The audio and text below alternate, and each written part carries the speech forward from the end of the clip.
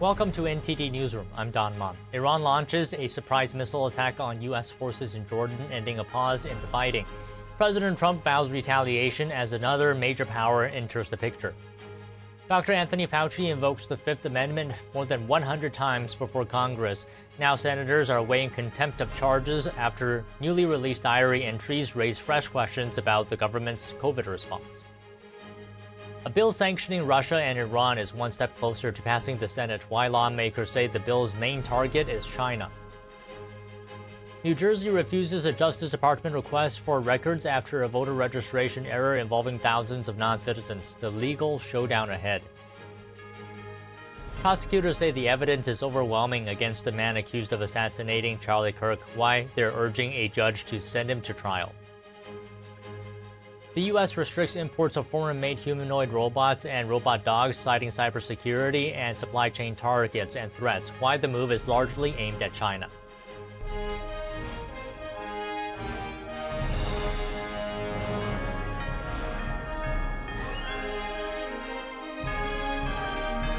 This is NTD Newsroom, live from our global headquarters in New York City. Thank you for joining us. President Trump warning about intense strikes on Iran after Iran launched a surprise attack targeting U.S. bases in the region. It comes amid reports that China is helping Iran with defense weapons. NTD's White House correspondent is at the North Lawn with details.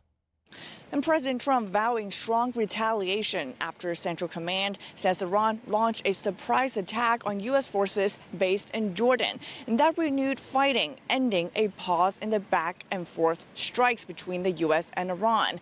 After Iran had attacked ships in the Strait of Hormuz and also killed U.S. service members, 3 of them, in a previous attack in Jordan, the U.S. had been striking Iran almost daily for about 2 weeks until the most recent pause. The president telling Fox News this morning about what his threat would be to Iran. Watch.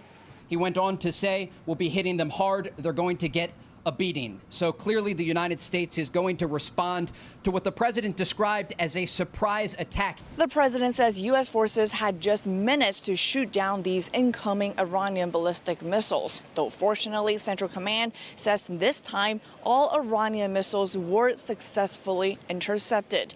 In response, the U.S. and Saudi Arabia launched a joint strike campaign against Iran-backed militias in Iraq, marking a significant move by Saudi Arabia to join the U.S. fight. Meanwhile, another country also in the picture, but not helping the U.S., but instead helping Iran. The U.S. Treasury today announcing more Iran-related sanctions, including against 6 Chinese entities accused of secretly trying to transport hundreds of thousands to millions of barrels of Iranian oil to China. Reuters also reporting that China is sending Iran a first shipment of up to 400 Chinese-made shoulder-fire air defense missile launchers. And that comes as Iran is trying to rebuild its defense, and as President Trump just recently explicitly warned China against sending weapons to Iran, saying that if they did, it would be very bad for them. The president is slated to speak at around 3 p.m. Eastern this afternoon at the White House, and the White House confirming to NTD that our president will review his plans to renovate the Washington Dulles International Airport. Back to you. Iran launched multiple ballistic missiles at a U.S. military base in Jordan on Tuesday in what the U.S. Central Command called an attempted surprise attack. Joining us now to discuss this is retired Lieutenant Colonel Robert McGinnis, former U.S. Army infantry officer, Pentagon insider, and author of the book Preparing for World War III. So, Colonel, good afternoon to you. So can I just first off ask you about the situation here? You know, we've tried diplomacy with Iran numerous times. Every time Iran does something to break the peace, is it time for the U.S. to finish the job with Iran? Well, I'm not sure what you mean by finishing the job. Yes, we've been dealing with this for 47 years, and the Iranians, if anything, are predictable. They don't hold to their word. They use proxies, and they do things that are patently in their own interest. And of course, they oppress their own people. So I'm not a bit surprised, not a bit surprised at all that China, Russia, and others would be helping the Iranians as well, primarily because it keeps us tied down in the Middle East and not from going and building up our forces in the Pacific against an emergent China. So what needs to be done right now to prevent Iran from pursuing a nuclear weapon? Because they signed the memorandum of understanding and then they broke it. So, I mean, do they want to continue pursuing a nuclear weapon? How do we stop it? Yeah, I think yesterday when Netanyahu was in the White House with President Trump, he probably shared evidence with the president about continuation under the new Ayatollah of an effort to develop a nuclear weapon. We know generally where the uranium dust is, their program, and a variety of other tools that they're using. But I think that unless you completely decapitate their program and remove all their pieces of this puzzle, they'll continue to develop it. Now, short of going in on the ground, which I don't anticipate, nor do I support, I don't know that you're going to be able to remove IRGC from Tehran, much less the threat from the broader region. So you're saying unless we entirely remove the Iranian regime as we know it right now, they'll never honor an agreement with the U.S. or whoever to not make a nuclear weapon. Am I correct in saying that? No, I think the Ayatollahs, the new Ayatollah, the son of the former one, is more dead set on going after a nuclear weapon because of what we did under Ronald Reagan with Libya. And of course, they watched what happened with North Korea and how it's hands off over there because they have nuclear weapons. So I think they'll pursue this as long as IRGC stays in charge. And at the same time, IRGC started this campaign with about 200,000 deep in their ranks. We may have knocked out hundreds, but there's plenty left, and they're just as ideologically charged as the others. Can you describe for us what is the ideology of the Iranian regime leaders as we speak right now? Well, they believe in the return of a Mahdi, their own Messiah, that is going to justify anything that they do in order to create chaos that leads to his return, the ninth Imam. And so, this is something that, people that have studied Shia Islam understand. And of course, it also is a dividing point between those on the other side of the Persian Gulf that are primarily Sunnis.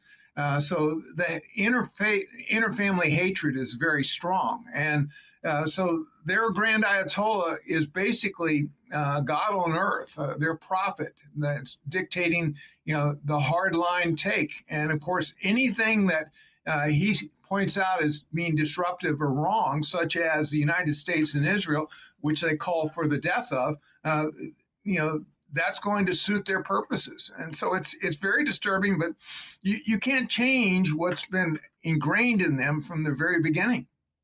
So, Colonel, you say that the Iranian regime leaders, this ideology, that their actions are justified, they believe it's justified, but they have to, why don't they look at the practicality of their actions in the real world, their actions? For example, the United States blockade on Iran, that is hurting its economy. This is the real world. This is what's happening. It may think its actions are justified, but why doesn't it look at what is actually happening to them? Well, regime survival is the most important thing to IRGC and to the Ayatollah.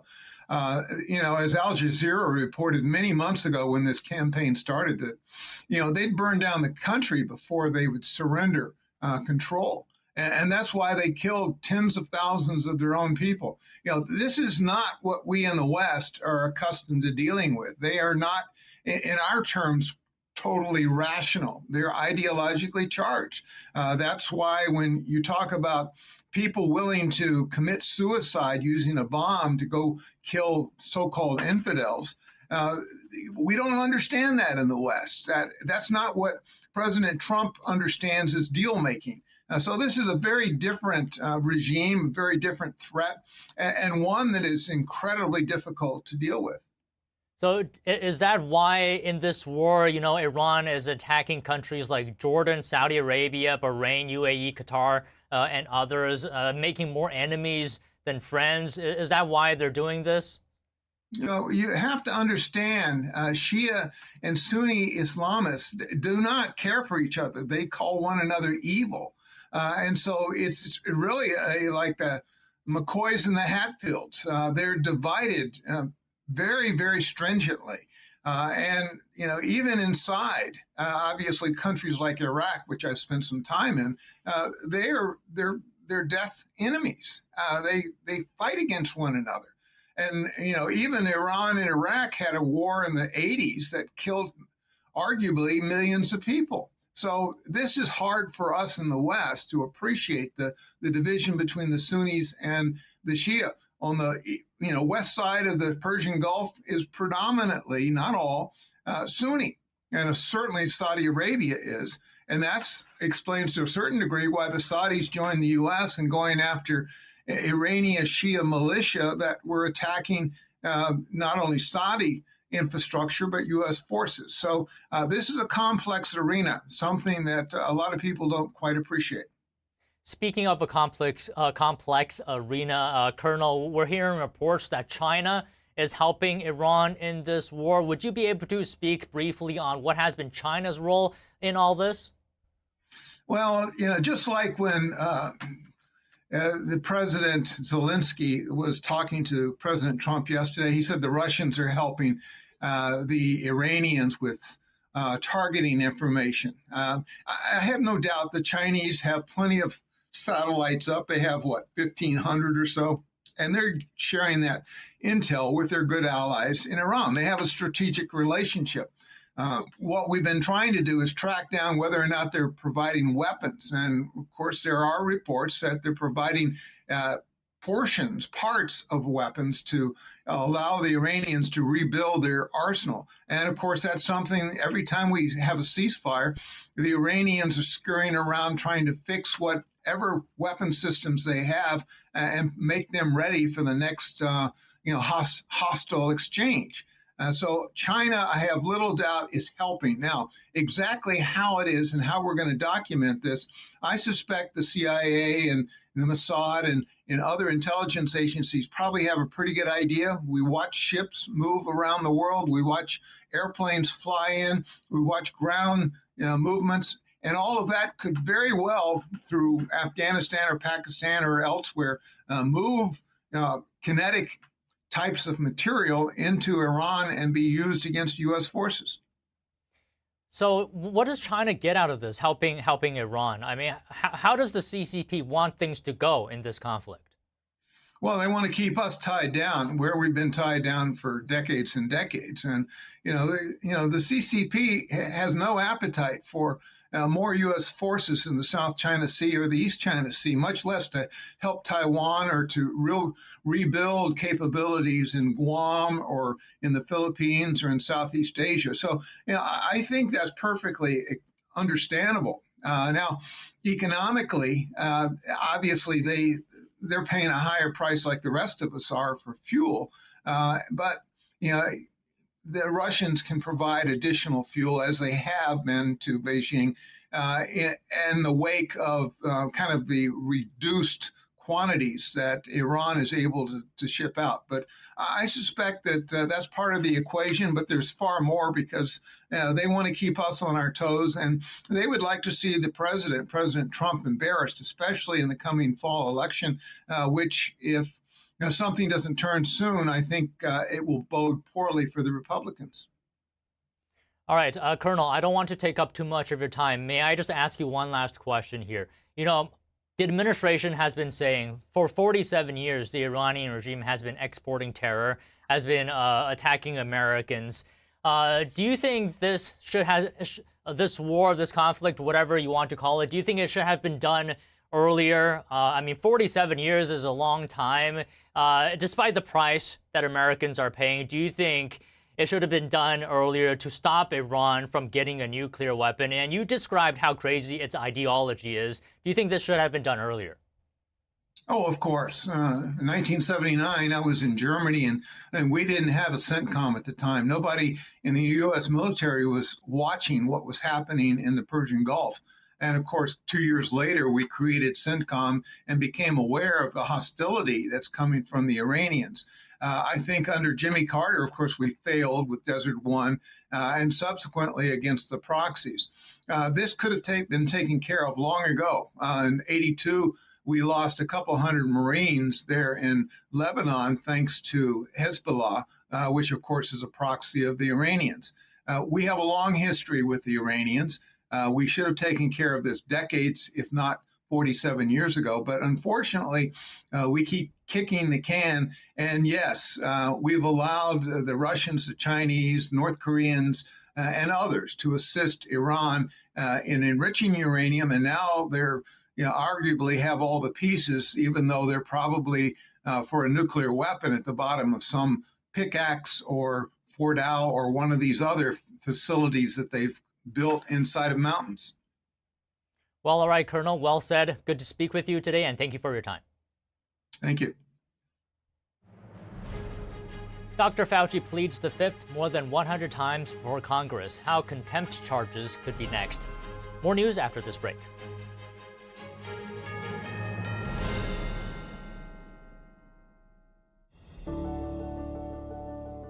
Dreamed of stepping into the timeless world of classical Chinese dance?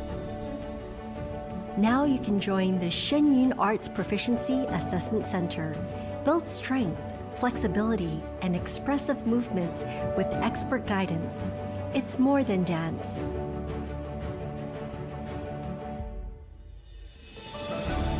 It's sharing the true beauty of Chinese classical art. Enroll today at exams.shenyuncreations.com.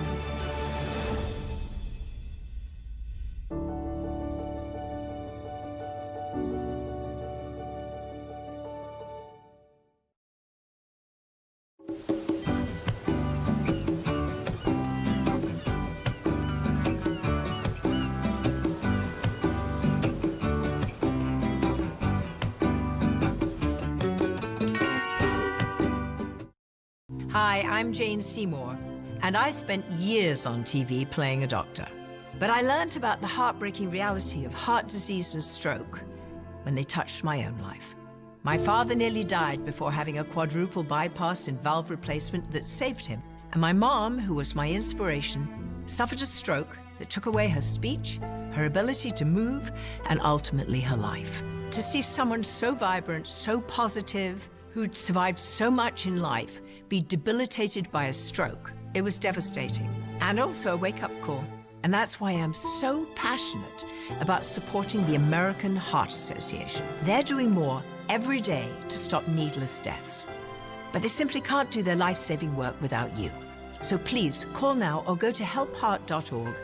And for only $19 a month, just 63 cents a day, your donation will go to work to do amazing things, like fund the next medical breakthrough, get the next person trained in CPR, and the next hospital certified in high-quality cardiovascular care.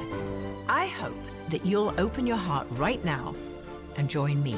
Please call now or go to helpheart.org, give $19 a month, and we'll send you this special t-shirt that you can proudly wear to show that you're part of a community of monthly donors who are helping save lives. A healthy heart is the spirit of life. It makes it possible to do the things that you love, to spend time with your friends and family and fulfill your life's dreams. But so many won't have that chance. Heart disease is America's #1 killer and the #1 killer of women. And that's why I'll do whatever I can to make sure others don't die from heart disease before their time. So please join me. Call the number on your screen or go to helpheart.org and help save even more lives. Thank you.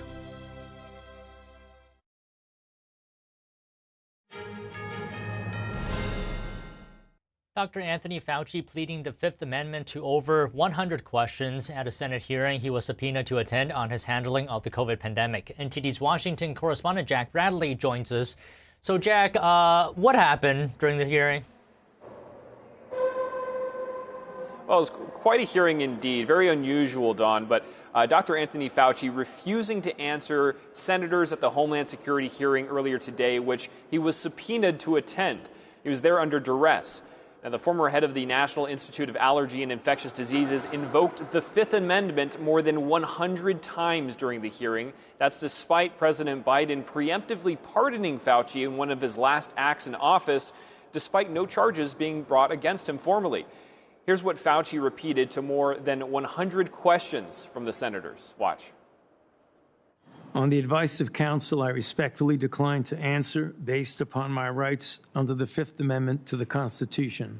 Americans are asking for accountability, Dr. Fauci, and your silence is very telling. It's against the law to obstruct an investigation of Congress. There will be repercussions to your refusal to testify today. This committee has scheduled a vote next week on a resolution certifying your contempt. Now, Chairman of the committee, Senator Rand Paul, is scheduled to vote next week on a resolution certifying his contempt.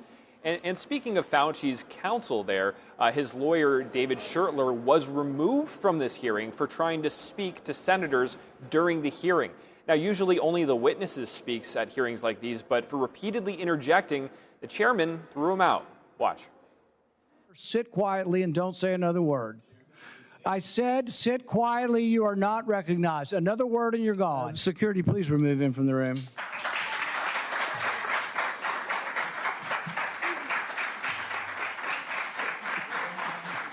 Let the record state that Dr. Fauci will still have the advice of the other half a dozen attorneys that he brought along today.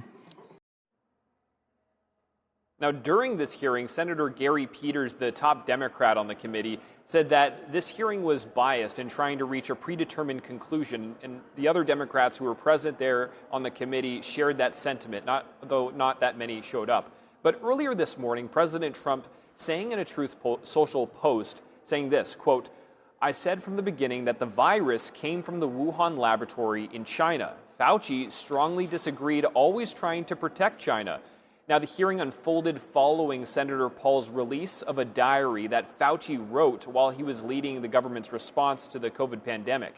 The diary entries contradicted some of Fauci's public comments, including his claim that he was never involved in the closure of schools across the U.S. But the diary entries he wrote say that he spoke to then New York City Mayor Bill de Blasio and California Governor Gavin Newsom, convincing them to close the schools. Fauci also outlined a call that he held with scientists shortly after the COVID-19 virus was detected in Wuhan, China, writing that 9 of 11 scientists say that it was possible that humans made part of the virus. But Fauci repeatedly said that in public that COVID likely came from nature, not a lab. Here's Senator Paul.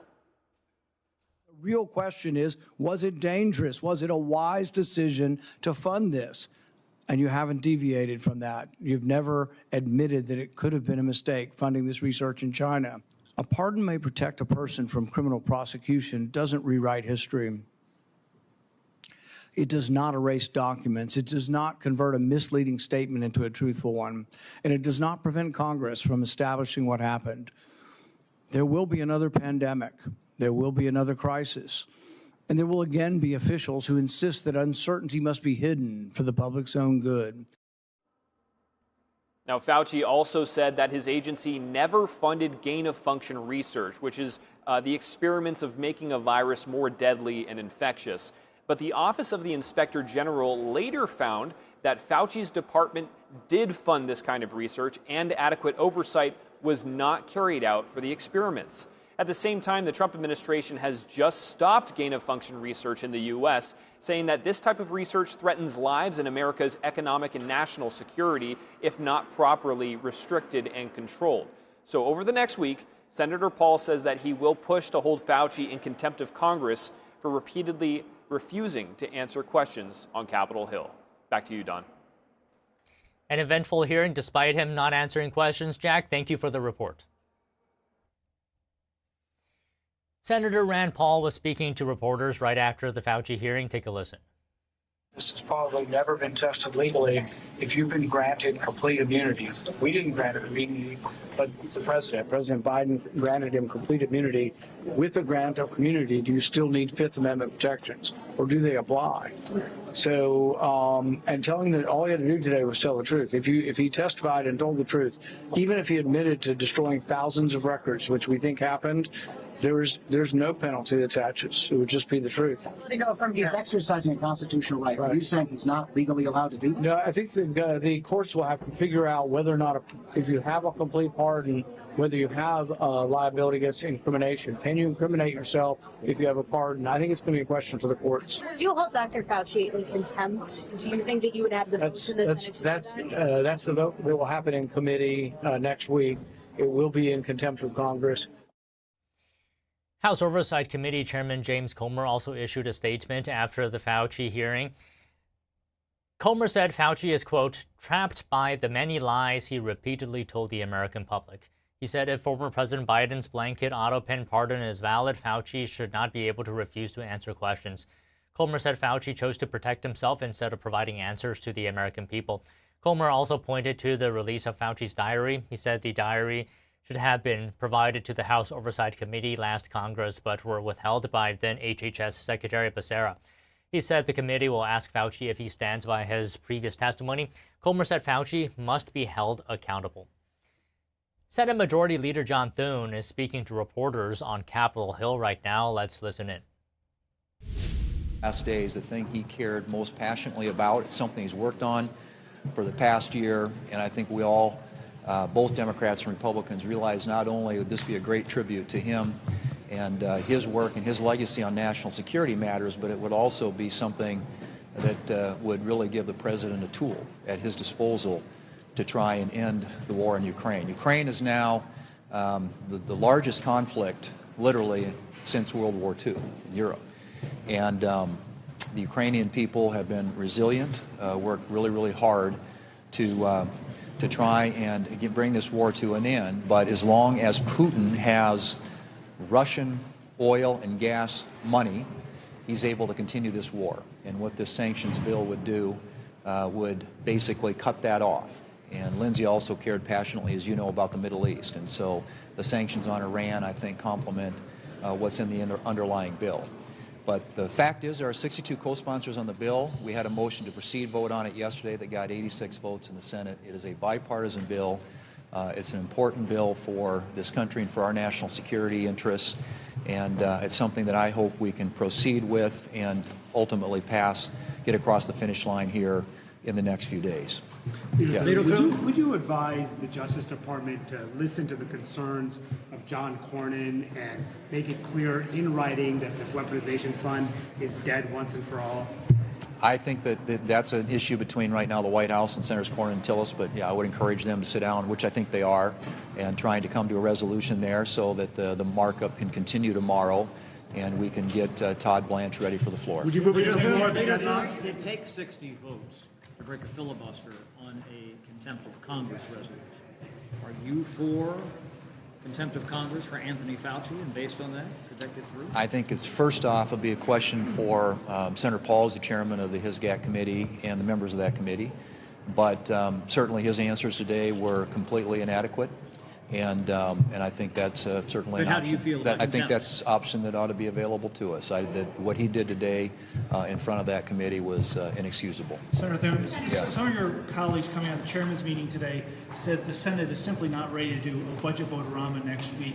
After hearing from your colleagues, is that your assessment, or what do you plan to do next week? I've said all along that this is a budget resolutions and reconciliation bills are very challenging. This one is no exception. And some of the things that are being contemplated being done in this reconciliation bill or in this budget resolution legislation are things that could implicate a number of committees. Some suggestions have been up to 12 or 13 or 15, in which case all of the amendments offered on the floor would be germane to the bill, making them 50-vote amendments instead of 60. And obviously that creates an uphill challenge in terms of trying to ensure that you have 50 not only to get on the bill, 50 to defeat every amendment that comes across, but then also 50 to ultimately pass it. So the discussion we had was a fulsome one, and we'll continue to listen to our colleagues to figure out what the path forward is. But all of us would love to see a solution for the Save America Act, to actually get some of that enacted into law. And the budget resolution presents a potential opportunity to do that. in addition to providing much needed funding for the military. And so we're taking a hard look at it. But we also know we have to have 50 votes. And at the moment, as I've said before, we're probably not there, but we'll continue the conversation, see where it goes. We've got about a week to think about it. Are you still planning to proceed with the August recess now that about 12 of your Republican colleagues are calling to stay behind on the recess and work through getting America Act passed? I'm for anything that we can do to get the Save America Act passed. What I always ask, the question I always ask is, what is your picture of victory at the end? What is the end game here? And if, in fact, staying here for the month of August means that we assume at some point there are going to be 10 Democrats that cross over and vote for the Save America Act, I think we can stay here till Christmas. That's not going to happen. And the other thing I would say about that is that there aren't going to be 50 votes to get rid of the legislative filibuster. So if budget reconciliation is a path forward, if we conclude that there is actually a chance to get an outcome or a result there, I'm open to do it. And I think all of our colleagues would be open to staying around here if that were true. But I think that we have to see, first of all, that can be proven to be the case. And but I don't think, having a Congress and Senate sitting around here for the month of August in quorum calls or having to vote on Democrat amendments is probably a good use of anybody's time. So we will see and see where the conversation goes. Yeah. All right, we're going to move on from that. Federal Reserve Chair Jerome Powell is holding, or rather Kevin Warsh is holding a press conference following the central bank's latest decision to not change interest rates. Let's listen in. Inflation remains elevated relative to the committee's 2% goal. The committee remains resolute. You've heard this before, but we will deliver price stability. As before, the policy statement conveys just the facts. It's steering clear of forecasting, a choice we consider especially prudent at these uncertain times. Uncertainty, however, does not mean a lack of clarity. For some households, businesses, and market professionals, 5 years of high inflation have left a mistaken impression that's hard to shake, that the Fed's implicit inflation target was somehow above 2%. Let me reiterate, there is no soft inflation target. There is no soft implicit target, not on this committee's watch. There's only a target, and it's 2%. Not one of my FOMC colleagues is under any illusion. We have begun a new chapter, and we understand that the 5+ years of inflation above target cannot be cured in 9 weeks or by a single month of modest price decreases. This Fed will not waver. Our credibility rests on performing our duties and delivering on our responsibilities. Americans are right to expect that because our nation's prosperity depends on it. To the regulars here in the press room, today's assessment might sound familiar, yet there was nothing inertial about our discussions, our policy, or our strategy. 2 economic developments are worth highlighting. The first is a very notable change since our last meeting 42 days ago. Nominal and real yields are materially higher across the Treasury curve. In fact, some of the increases in market interest rates between FOMC meetings are among the most significant in the last 2 decades, ranking around the top decile or so. But if the committee didn't change its policy rate, what happened? In the intermeeting period, market attention centered on real data and real economic developments. Prices reacted in real time to incoming information, and the reduction in forward guidance may have been a factor. Market participants are learning to play the ball, not the referee, and market prices will continue to respond in the direction and magnitude they see fit. This is, in my view, a change for the better, and we're just getting started. After all, the central bank need not always and everywhere be the center of attention. I understand the desire for rolling forecasts and commentary from this committee, but for our part, we need to observe market reaction to developments, direct and unfiltered. I want to stress, of course, that decisions by this committee matter a great deal. And where necessary and appropriate, we will not hesitate to act. A second economic development is one that I noted at the congressional oversight hearings this month, but it's worth repeating. The most striking feature of the economy is the strong growth of business investment. The surge in high-tech CapEx has been remarkable, but that does not necessarily make the Fed's role any easier. In the AI-related category of high-tech equipment and software, the most recent data shows four-quarter growth rates of nearly 20%. This is helping to sustain the healthy momentum of manufacturing output. More generally, CapEx is preparing the ground for future growth. Nonetheless, the precise timing and magnitude of effects on the supply side remain hard to predict. FOMC meetings produce policy decisions, but just as important is candid discussion of the big things that matter most.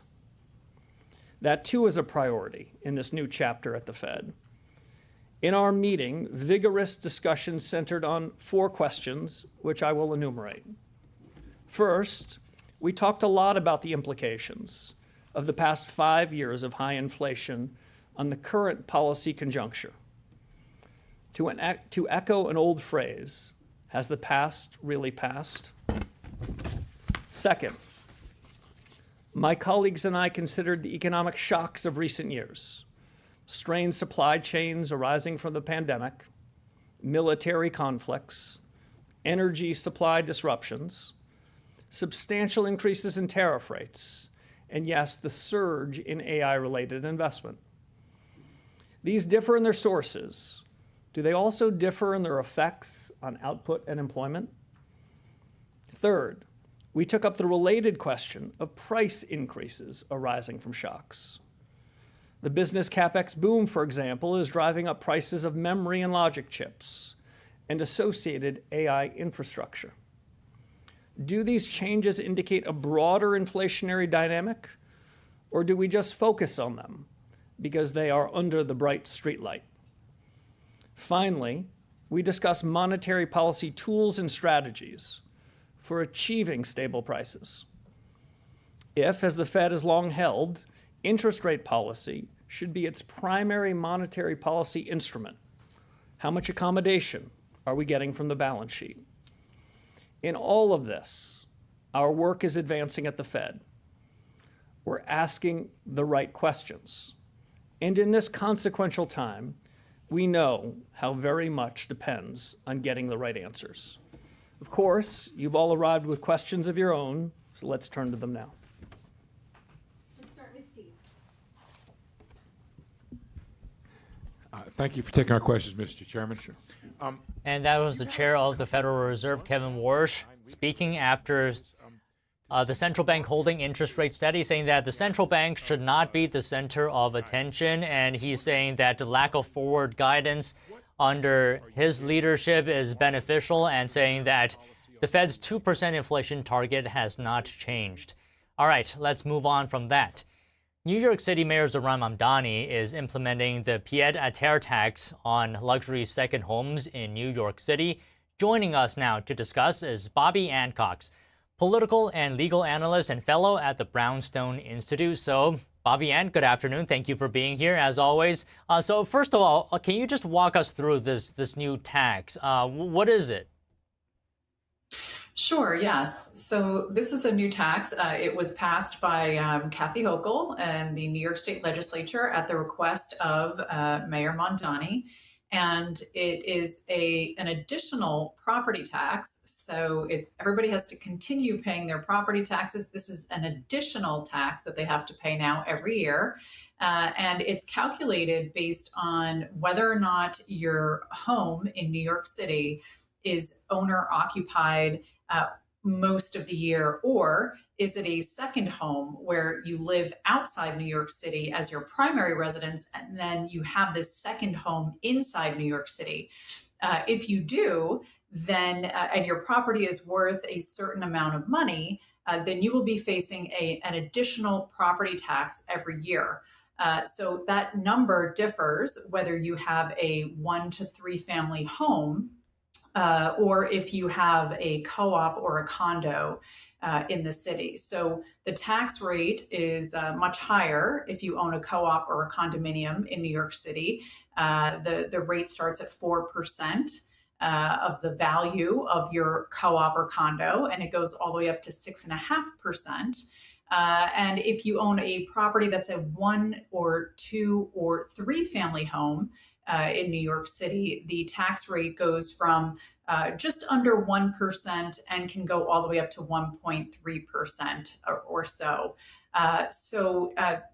This is absolutely incredible. And this is a new tax that we have not seen before in New York. So it's causing a lot of discussion and a lot of angry property owners.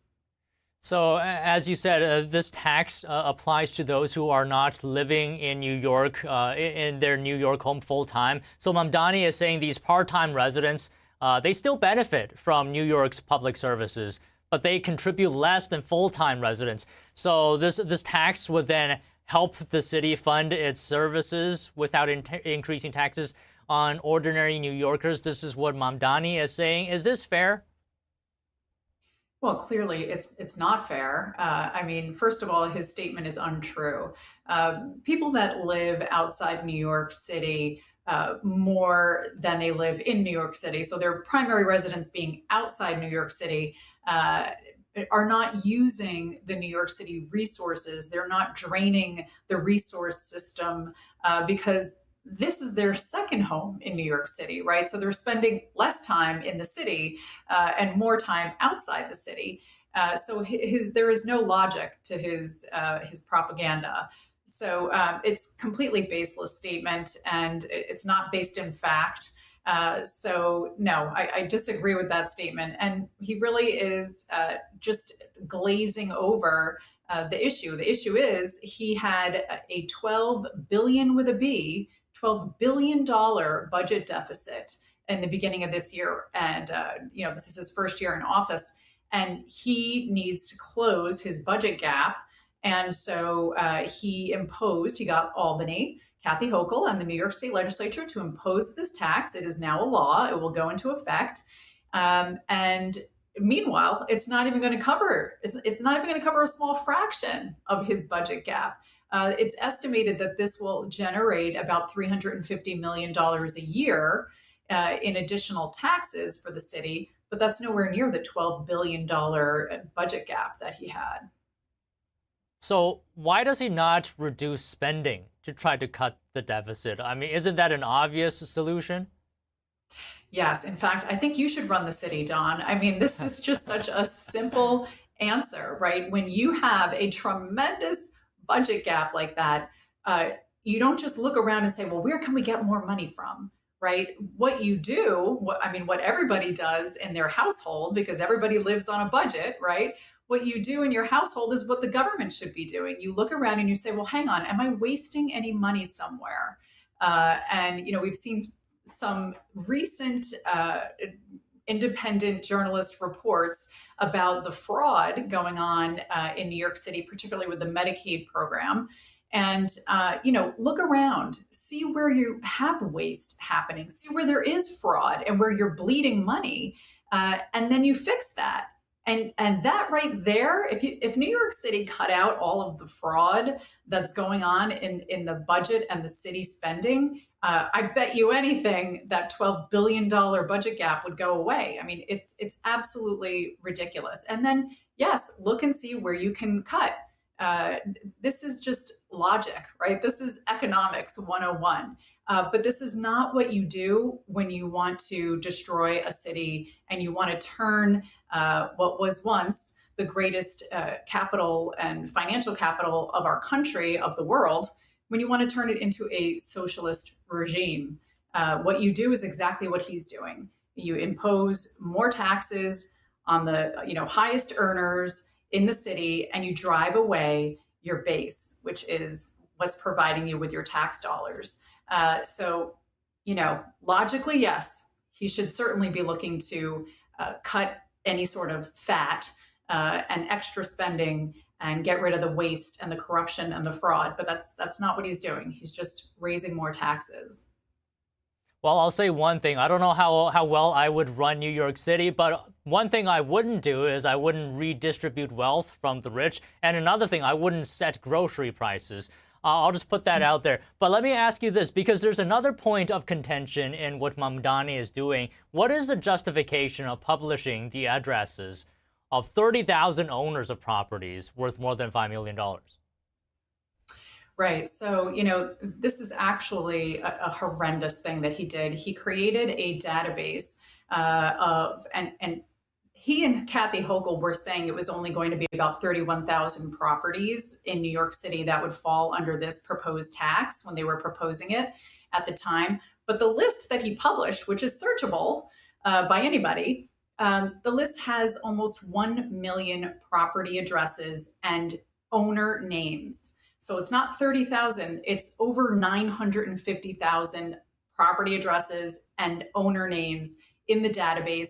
And from some of the reports I've read about the database, there's not only the second home owners listed, it's also people that this is their primary residence. They live in New York City full time, year round.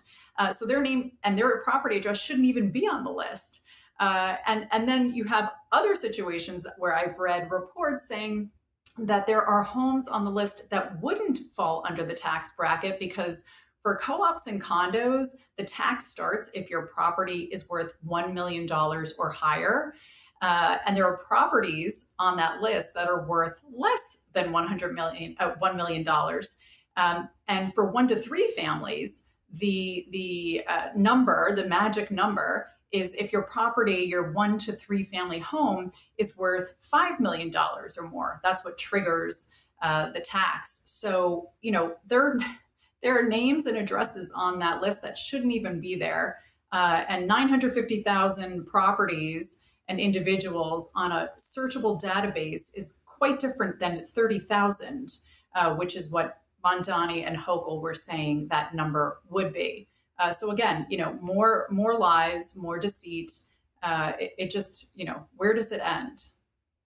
I mean, obviously, do you have any worries about security concerns, that the city assembled this list? And by the way, Mamdani even posted videos about the tax, filming outside billionaire Ken Griffin's apartment while promoting it. Just finally, how do you feel about that? Yeah, of course there are security concerns.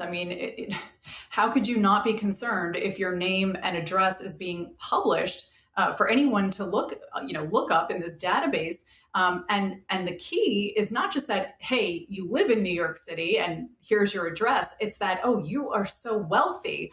Your property is worth more than $1 million if it's a co-op or condo, or it's worth more than $5 million if it's a 1 family, 2 family, 3 family. No, this is a recipe for disaster. You're asking for confrontation. You're asking for conflict. You're asking for violence. And again, this is what the Mamdani administration wants. This is the more chaos that there is, the more fighting amongst, the wealth classes.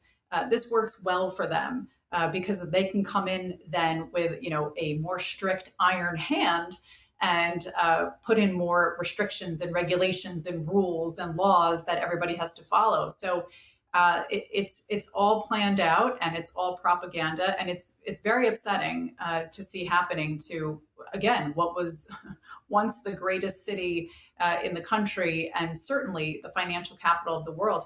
He's driving out, just with this one law alone, he's driving out the base that is really crucial for New York City to continue what it does, because these are the highest taxed people, and now they're going to leave, and their property values are dropping. There's been quite a slowing in the market of sales of homes, 1 to 3 family homes, even co-ops and condos, over those threshold numbers, because buyers don't want to really go into a city where they know they're going to be taxed an additional percentage just every year just because their property is worth a certain amount of money. And rest assured, those numbers that they have as the threshold numbers for you to qualify for that extra property tax, they will lower those numbers. Right now, they're saying, oh, it's 1 to 3 family homes and it starts at $5 million value. Yeah, well, guess what? They're going to drop that number down. Oh, let's start it at $2 million value. Well, let's start it at $1 million value. And before you know it, it'll be every 1 to 3 family home in New York City that has this additional property tax on it. It's just, we've seen this before, folks, in different places with different issues, but it's all the same. They're just trying to increase their revenue instead of cutting any sort of fraud and abuse. And it's going to have a detrimental effect on the property values and therefore a detrimental effect on the real estate market in New York City. And it's already happening. And one last thing I'll add on the publishing the list of rich homeowners. I think this could be a playbook out of the socialist and communism strategy where you pit the rich against the poor or vice versa, class struggle, right? So Bobby Ann, it's always great to speak with you. Thank you for your time today. Yes, thanks for having me on. A bill that would lay heavy sanctions on Russia and Iran has just gotten one step closer to passing the Senate. We've got Fiona G. live from Washington, D.C. Fiona, good afternoon. Thank you for being here with us. What is the latest? That's right. Good afternoon, Don. The Senate yesterday, in a procedural vote later on in the evening, voted to advance the Lindsey O. Graham Sanctioning Russia and Iran Act of 2026. We saw rare, overwhelming bipartisan support for this bill. And if passed, this bill will put into law sanctions against the biggest buyers of Russian oil and gas. And not only that, it'll also allow for tariffs on the imported goods produced in countries that are the biggest supporters of Russia and its oil and gas. Here's Senator Jeanne Shaheen speaking on why this is important. Watch. Number one purchaser is China. As we look at what's happening in the Middle East, addressing Russia and China's support for this war helps us as we're looking at what's happening in the Middle East. So it's all connected. In addition, this bill would also extend tariffs that are set, or rather sanctions that are set to expire on Iran as well. So really a targeting of these two major conflicts that we're seeing in the world right now. One, the Russia-Ukraine conflict, and the other, the conflict in the Middle East. But we also just heard from Senator Shaheen there that it not only targets the players here, right, Russia and Iran, but also the main backer behind these two players, which many senators say is China. Now, we did hear certain senators say that they believe the tariff provision in the bill gives President Donald Trump too much power, but the vast majority of senators believe that the bill is incredibly important in order to counter the Chinese influence in these two conflicts. In fact, an earlier report this year from the House Select Committee on the CCP found that China is actually using a shadow fleet of ships in order to buy and transport tens of millions of barrels of oil, which they're using to stockpile their own supplies, while also supporting and keeping the economies of Russia and Iran afloat, since these two countries' economies rely heavily on selling their oil to keep their economies alive. Here's Senator Richard Blumenthal also speaking on this topic. Watch. Let's be really blunt. China and India are the main culprits here. They purchase the vast majority of oil and gas. They are fueling Russia's war machine, and they are doing us no favors anywhere else in the world. So once again, all eyes on the role of China in these two conflicts.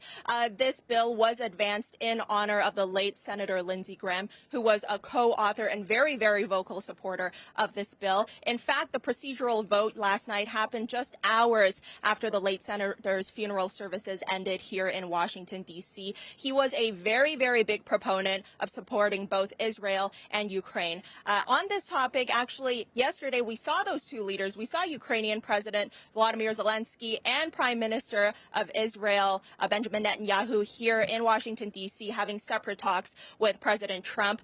Both leaders say that those talks were positive. Now, this bill will advance to another full final vote in Senate later this week, and we'll be keeping an eye on that. Don, back to you. All right, Fiona, thank you for the updates. Ukraine says it urgently needs missile defense systems until its own American-designed Patriot missiles are ready. Ukrainian President Volodymyr Zelensky raising the issue with President Trump and U.S. senators. NTD's international correspondent Arian Pastar has the latest. We speak about Patriot missiles. Really, it's true. Now we spoke with senators about it. Ukrainian President Volodymyr Zelensky saying he addressed Ukraine's need for American-designed Patriot missiles. The Ukrainian president says he brought up the issue during his meeting with President Trump and while speaking with U.S. senators afterwards. Russia usually attacks Ukraine using drones and missiles, although according to Zelensky, the latter pose the main threat. We have drone interceptors, modern systems of electronic warfare. Real problem is anti-ballistic systems and anti-ballistic missiles. President Trump recently allowed Zelensky to produce Patriot missiles in Ukraine, but Kiev says it also needs missiles now until its own are ready, which is expected to take at least 1 year. Meanwhile, on the battlefield, Zelensky publishing these videos on Wednesday, saying Kiev hit more oil terminals and other targets in Russia. Footage also shows a warehouse belonging to Russia's largest online retailer, Wildberries, on fire. Ukraine says these sites store parts which are being used for Russia's military equipment. Moscow denies the accusations. Wildberries makes up a significant part of Russia's GDP. According to Reuters, the company is now looking for financial support from Russian state-owned banks after days of attacks on its storage facilities. Arian Pastar, NTD News. The U.S. restricts imports of foreign-made humanoid robots and robot dogs, citing cybersecurity and supply chain threats. Why the move is largely aimed at China. We have more news after this break. Stay tuned to NTD News.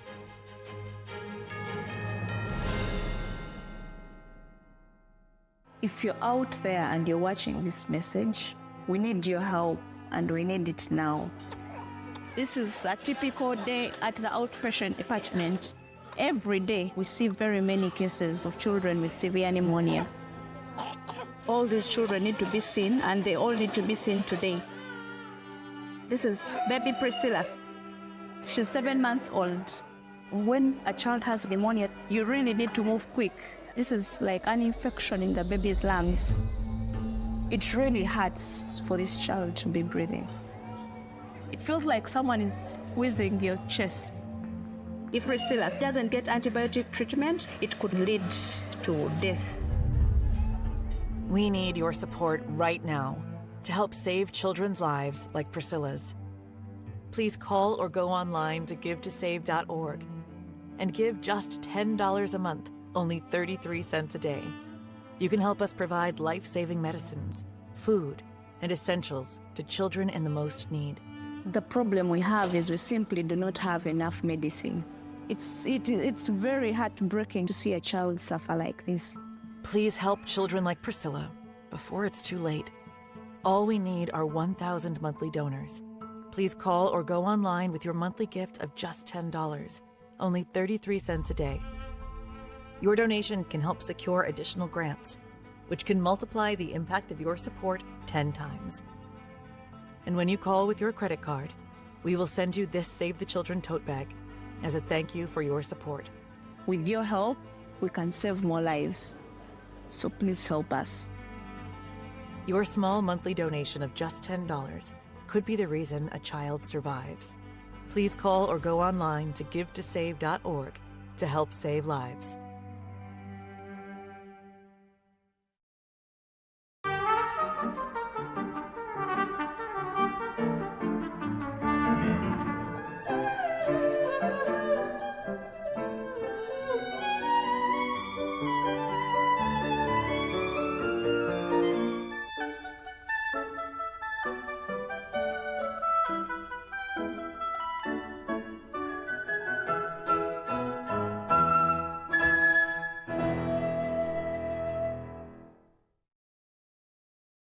Life's daily battles are not meant to be fought alone. We're not powerless, so long as we don't lose sight of what's important. Don't be afraid to seize that moment to talk to your friends. Cloud, you okay? Because checking in on a friend can create a safe space. The first step on our new journey. You coming? Reach out to a friend about their mental health. Seize the awkward. It's totally worth it.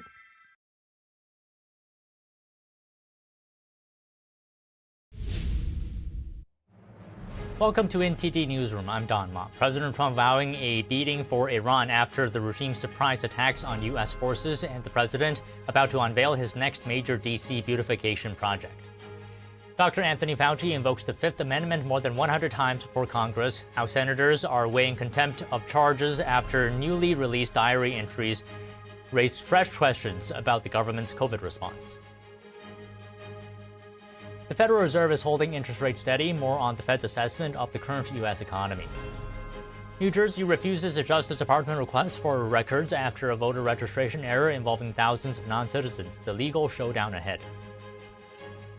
A federal judge on Tuesday applying the Supreme Court's 2023 affirmative action ruling to a new area. The judge permanently ending a race-based criteria in a Houston contracting program. A bill sanctioning Russia and Iran is one step closer to passing the Senate, while lawmakers say the bill's main target is China. The U.S. restricts imports of foreign-made humanoid robots and robot dogs, citing cybersecurity and supply chain threats, why the move is largely aimed at China.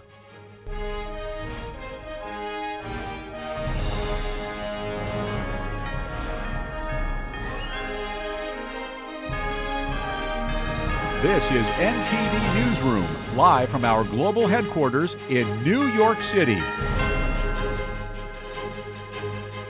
Thank you for joining us. President Trump vowing to hit Iran hard after the U.S. military intercepted a surprise Iranian attack on its Middle East forces.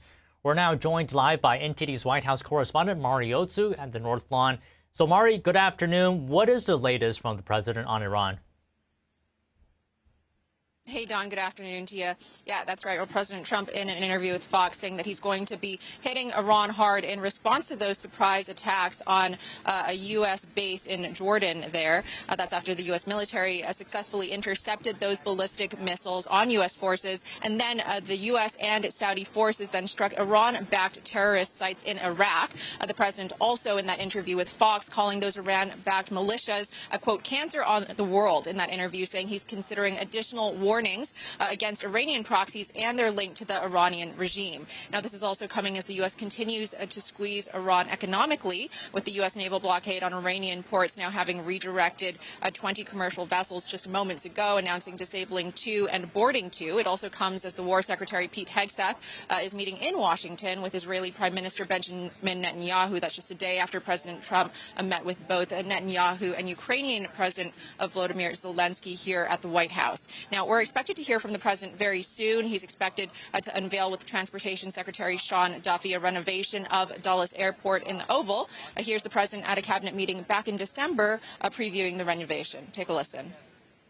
We're also going to rebuild Dulles Airport because it's not a good airport. It should be a great airport, and it's not a good airport at all. It's a terrible airport. It was incorrectly designed with a good building. Actually, it's got a beautiful terminal. Saarinen was the architect, one of the greatest architects in the world at the time, a great architect. And so they have a great building and a bad airport. But we're going to turn that around, and we're going to make Dulles Airport, serving Washington and Virginia, Maryland, etc. We're going to make that into something really spectacular. We have an amazing plan for it and other things. But you're doing a really good job. I appreciate it. Now, this Dulles Airport renovation will be the latest in President Trump's beautification efforts in the nation's capital here. This roughly $22 billion renovation will, one, scrap the mobile lounges that he's colloquially called people movers. It will also include a major terminal expansion. The White House says, though, that the project, although it's going to be headed by President Trump, will be funded by both the Metropolitan Washington Airport Authority and by the airlines themselves. So we should hear from the president in just a little while. He might also give us an update on Iran. Back to you. Okay, Mari, thank you. And President Trump is speaking right now as I announce this, so let's listen in. Hard work and some good thought process. But thank you for being here as we unveil exciting plans for a major and long overdue renovation and reconstruction of Washington's really horribly thought of Dulles International Airport. I want to thank Secretary of Transportation Sean Duffy. He's fantastic. He's doing a great job, including having to do with the safety of airlines and getting in with the control towers and all new equipment that we'll be ordering in the not too distant future. So that we'll go from, again, one of the worst countries in the world for that, and we'll end up being one of the best countries in the world. That's automation, having to do with landings, takeoffs, and safety. But for his leadership at this important project, and that's the Dulles project, thanks as well to the CEO of United Airlines, Scott Kirby. Thank you, Scott. CEO of the Metropolitan Washington Airports Authority, Jack Potter. Thank you, Jack. And we've developed a great relationship with them. We're going to make this something special, as well as a member of the Airports Authority Board of Directors, Trent Morse.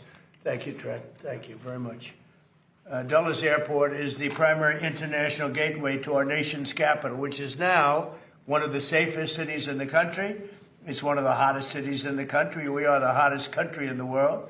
But our nation's capital has made tremendous improvements in the last year and a half since we got here. Crime is down by 84%. We've removed almost 8,000 career-hardened criminals. And amazing statistic, 2% of the people cause 91% of the crime. And we can handle that really easily. So they've done, I just want to thank our great National Guard and the Metropolitan Police and others that worked with us. But the job in Washington, everyone's talking about. I can also say, if you look at Memphis, Tennessee, where crime was rampant, and it's down now 71%, and it'll go down still further. And Louisiana, New Orleans, the governor called. He said, we need help. And we gave him help, and the crime is down 72%. And they just finished Mardi Gras, and they said it was the safest Mardi Gras on record. So we have a modernization of Dulles that's sorely needed. Last year's J.D. Power ranked Dulles 23 out of 27. That's a very bad ranking. Large airports nationwide, so it ranks at the bottom of the list, just about the bottom of the list. After an extensive review of more than 30 proposals with the top architects anywhere in the world, and I was involved with Sean and with a lot of other people, actually, but Scott was very much involved, I can tell you. But we are announcing plans to add more than 5 million square feet of new or renovated space. We'll replace the current C&D concourses, which are basic disasters, all the while preserving the iconic original terminal. That is one of the great architects of the world did the original terminal, and it was very, very important that it be left. That's one of the reasons. It was both an asset and a liability. The liability is that nobody wanted to build anything near it, and people had to walk crazy distances, and it's no good, not acceptable. So we've addressed it all, and we have a plan that's going to be phenomenal. But we're going to replace the C&D concourses and preserve the iconic original terminal that first made the airport an architectural landmark. So it's going to be something you can sort of see a little example of it right here. That's your front. On the other side of the street, we're building a massive 9-story, 8-story, 10-story. We're not sure yet, but we're building a parking garage that will be right next to the terminal. You'll walk right across the street, and you'll have a glass bridge, a number of glass bridges that will go right into the terminal. Right now, you have to walk so far. You have to walk blocks and blocks to get to the terminal. And we have an empty site right directly across the street that nobody wanted to tinker with, which was crazy. So we're going to have a magnificent garage. What would you say, Sean? How many cars? 32,000 parking spaces. 32,000. It'll be actually the largest garage in the world. 32,000 is big. Mostly above ground. We don't like down. People don't like going down underneath. Mostly above ground. It'll be beautiful. But a central walking tunnel and a new air train connections will provide travelers with easy options. Really, it's an impossible airport. You get off a bus, you go into a train, you get from a train, you get onto another bus. It's a worse airport. This plan also includes expanded options for parking, modern check-in areas, more efficient security screenings, hotels, et cetera, Could have a beautiful hotel right on the property, but further away so that we can give the good location, frankly, the best location, to parking. So people literally will be able to park their car and walk 15 yards and they'll be in the terminal. In addition, many of the new restaurants and shops will be added, including plans for one of the largest United Polaris lounges anywhere in the world. It'll be a beautiful level of luxury. This transformation is another step in our ongoing efforts to make Washington, D.C. safe and beautiful again. The safety aspects, both in terms of the airlines and in terms of crime, are unparalleled for what we're doing. For years, the United States has watched other major cities around the globe welcome travelers with grand and modern airports, yet the last major airport built in the United States was Denver in 1995, and it hasn't gotten very great reviews. That's more than 30 years ago, so we're doing something with Dulles that's going to make it, I think, the top, maybe the top anywhere in the world. And by the way, Palm Beach is going to be one of the top too. Palm Beach is going to be incredible what the plans are. The people, Joe, and all the people working in Palm Beach that have done such an incredible job. That's going to be an unbelievable airport very shortly. So it's time to ensure that the United States has the greatest airports anywhere in the world, and we're starting right here with the capital city. And you can see just before Sean goes up, if you take a look, this is only showing the terminal in one rung, but you have numerous of them. You have here, here, here, and you have a spine coming. Here's your main entrance. You have a spine coming right through the building into these massive ports. Now, the planes won't have to be bothered because we drop down a little bit and our walkway is underneath. We have walking systems that go very quickly, or you can walk because it's very close. But this is it. So you enter here. You have a parking garage, which will be built right here. This whole thing is parking garage. Probably 32,000 cars. That'll be a world record.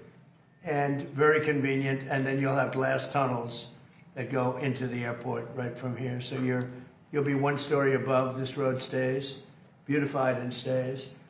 We keep this. This is your landmark. This is all new. This is your first tunnel, and then you drop down from there on. And so that when you have the planes, we'll be able to go right across without having to go back, make turns or anything else. It's going to be amazing. It'll be one of the largest airports anywhere in the world, and I think it'll be actually one of the most efficient and the best. So I'd like to ask Secretary Duffy to say a few words, and then Jack Potter, and I'd like to welcome a very great gentleman to our midst, Jensen Huang, who's here someplace, and he's, if we can do with an airport like he does with chips, it'll be the greatest airport anywhere in the world. He looks at this problem as being a very simple, problem to solve because his chips are a little bit more complicated. But it's important that he's able to travel nicely along with everybody else. And right now, this is not a very good airport. We're going to make it a great airport. Sean, please. Thank you, Mr. President. So to your point, the President has worked incredibly hard to make D.C. safe and beautiful. I think this is the cherry on the top, Mr. President. This is the gateway to the world from our nation's capital. And any of you who've traveled through Dulles, it is dark, it is dated, a little dank maybe. It's not a great airport. And so we had multiple architects come in and present to the President.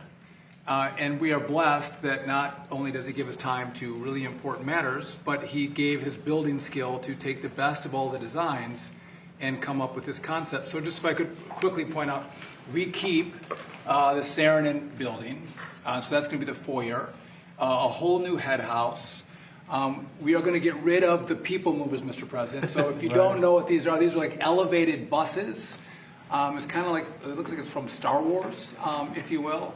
And they're slow and people are angry about them. We are going to get rid of those. We are going to have a horseshoe train system throughout the airport. And as you mentioned, right down the spine of the airport is going to be a walkway. So easy access to all of your gates, fast movement. And what I like the President, he was like, listen, we have to have great parking. So when you pull up to the airport, you have easy access to the concourses, to the terminal. And so I think this is one of the best designs, Mr. President, probably because you actually did it, that you'll see in the country as a whole. We've had this this is bipartisan, Mr. President. A lot of people, whether you're Republican or Democrat, you hate the way Dulles operates. So everyone's come together and we're building for America and building for the future. And it's your vision that made this happen. So thank you for doing this. And it's going to be, I think, it's going to be the premier airport in our country when you're done with it. Well, thus far, what John said about bipartisan really is bipartisan. And I don't know if that's because it's the right thing to do, which it is, but it's also that whether you're a Republican or Democrat, you don't want to go and be subjected to this airport, because this airport is it's a terrible place to be, and it's going to be, I believe it's going to go, it'll be rated, within a few years, it'll be rated the best airport in the country. So it's going to be so efficient. Right now, it's totally inefficient. Between the trams and the Star Wars thing that they call it, the Star Wars, and elevated buses, and nobody knows what's going on. It's a real mess. And as you know, United is subjected to it. It doesn't help United very much. He's been very much involved with what we've done, and other airlines too. And I have to say that we've had over 30 architects and 30 different designs, and we did a little cherry picking, and we spoke to a lot of people about it, and we've come up with a plan that's efficient and really beautiful, and I think it's going to give you one of the most beautiful, keeping the Saarinen. So Saarinen was one of the great architects of the world, and when he built this 30 years ago, I guess, or about that, this was considered one of the eighth wonder of the world. This was considered the greatest terminal anywhere in the country, and it is. It needs some work, it needs some fix-up, but it'll be architecturally amazing, the rounded glass and the whole thing, massive sheets of glass. Cost was no object, unfortunately or fortunately, and we're going to be using that, and it's going to be fixed. We're using it again as the primary entrance, and almost that's about it, because essentially this is a brand new airport, and yet we're going to be able to work it well enough that it'll work at least as efficiently as it works right now. And in the end, you're going to end up with, I think, maybe the best airport and one of the biggest airports anywhere in the world. And it's going to be a great thing for Washington, D.C. So could I ask Jack to say a few words, please? Yes. Jack? Thank you, Mr. President. And thank you for your inspiration here and challenge. You challenged all of us to step into the issues that you just described. We're very proud of the process that we've gone through. We're very happy that United Airlines, the Airports Authority, and the other airlines have agreed to step up and fund this thing. So this is not requiring federal dollars. This is going to be airport-generated dollars, airline contributions, which is phenomenal. It means that we're off to a fast start here. We're engaging with the Saarinen family to make sure that they stay intimately involved with this. All the aspects that were just described, I think, will make this a world-class airport. And you challenged us to do this. We're building off of growth, though. I have to tell you, our airport was the fastest growing airport in 24 and 25 of any large airport in the country. So, we're going to continue to build on the momentum that we have, and we're excited about taking on this challenge, and it will be a challenge to construct this. And our goal is to construct it and make sure that the traveling public there'll be minimal impact to them as they transit through our airport. So, again, Mr. President, thank you for your inspiration, and we look forward to you to continue to participate in this in the coming years, because we're going to bring designs to you and other things. So we very much look forward to working with you. Thank you very much. Great job, Tim. Scott, would you like to say something? Well, thank you, Mr. President. Thank you, Mr. Secretary and Jack and everyone. We're really, at United, we're really excited to have this project get off the ground. The terminal that's out there today was built 45 years ago and was meant to be temporary. And so I've spent my whole career at United Airlines waiting for this day, and all the people of United Airlines have spent even longer waiting for the day that we could have really the best airport in the world. And this design is one that works great for the airline. The President talked about how it works great for on the outside for the airline, but it's going to be a beautiful airport inside for customers. It's something that all of us at United, but really all Americans will be able to be proud of, having an airport when people come into the capital that really represents what the United States of America stands for. So I'm proud of it as a CEO of United, but proud of it as an American as well. It's going to be a great one. Thank you. Thank you for your help. And Trent, would you like to say something? Yeah, thank you, Mr. President, for your leadership on this. On behalf of the MWA board, this is something that everyone's tried to do for decades. and no one's been able to get it done. And without the president's leadership on it, we'd be back in square one. So thank you for your leadership on this project. Thank you to United and the Department of Transportation for moving this along as quickly as possible. One of the things that is interesting, they were going to build this over a 60-year period. They were going to start with a little section here, a little section there, and that wouldn't have worked. It wasn't a design like this, but it wouldn't have worked. So we're doing it all at one time. It'll all be completed, and it'll be beautiful, and it'll be something very special. I'd like to say something. Thank you, Mr. President. I really want to thank the Airport Authority and United Airlines for your partnership, the board of the Airport Authority. Your partnership is critical to make this happen. I know you had a plan to improve the airport, but as the president said, it was a long-term plan. We thought it was too modest, too slow, too modest. And with 60 years isn't too modest. Decades. But with the president's attention and focus on this, it's accelerated, it's expanded, and we're actually going to realize the vision, and a much greater vision now. So it's a very exciting day for Washington, for the whole nation. Well, these people have all been fantastic, and they want to see it get done and get done properly, and it should be done as one airport, not being built in chunks, which would have been, frankly, a catastrophe, I think. So thank you very much. You have any questions? President Trump. Thank you, Mr. President. Very quickly on this issue, did you just say 2 years? It would take 2 years to finish. We think we can get it started fairly quickly. It's largely financed, and we need some approvals from Congress probably, but generally speaking, it's been very bipartisan. And then on the attack, the drone attack on the LNG tanker off of Egypt. Yeah. What can you tell us about that? And is there any indication it's Iran related? Does it represent? Well, I'm going to give you a report. I've been briefed. It's a little more of the same, but it's going to be straightening out. It's going to be straightening out. In the meantime, we're going to be hitting them very hard because it's our turn to hit them. They know it's coming. They're asking us not to do it, but they tried shooting it last night. So we had 5 rockets shot going 8,500 miles an hour, and all 5 rockets were knocked down to the ground. But they nevertheless took a shot, so it's our turn. And we'll see if we get there with an agreement at some point, but we're going to hit them very hard.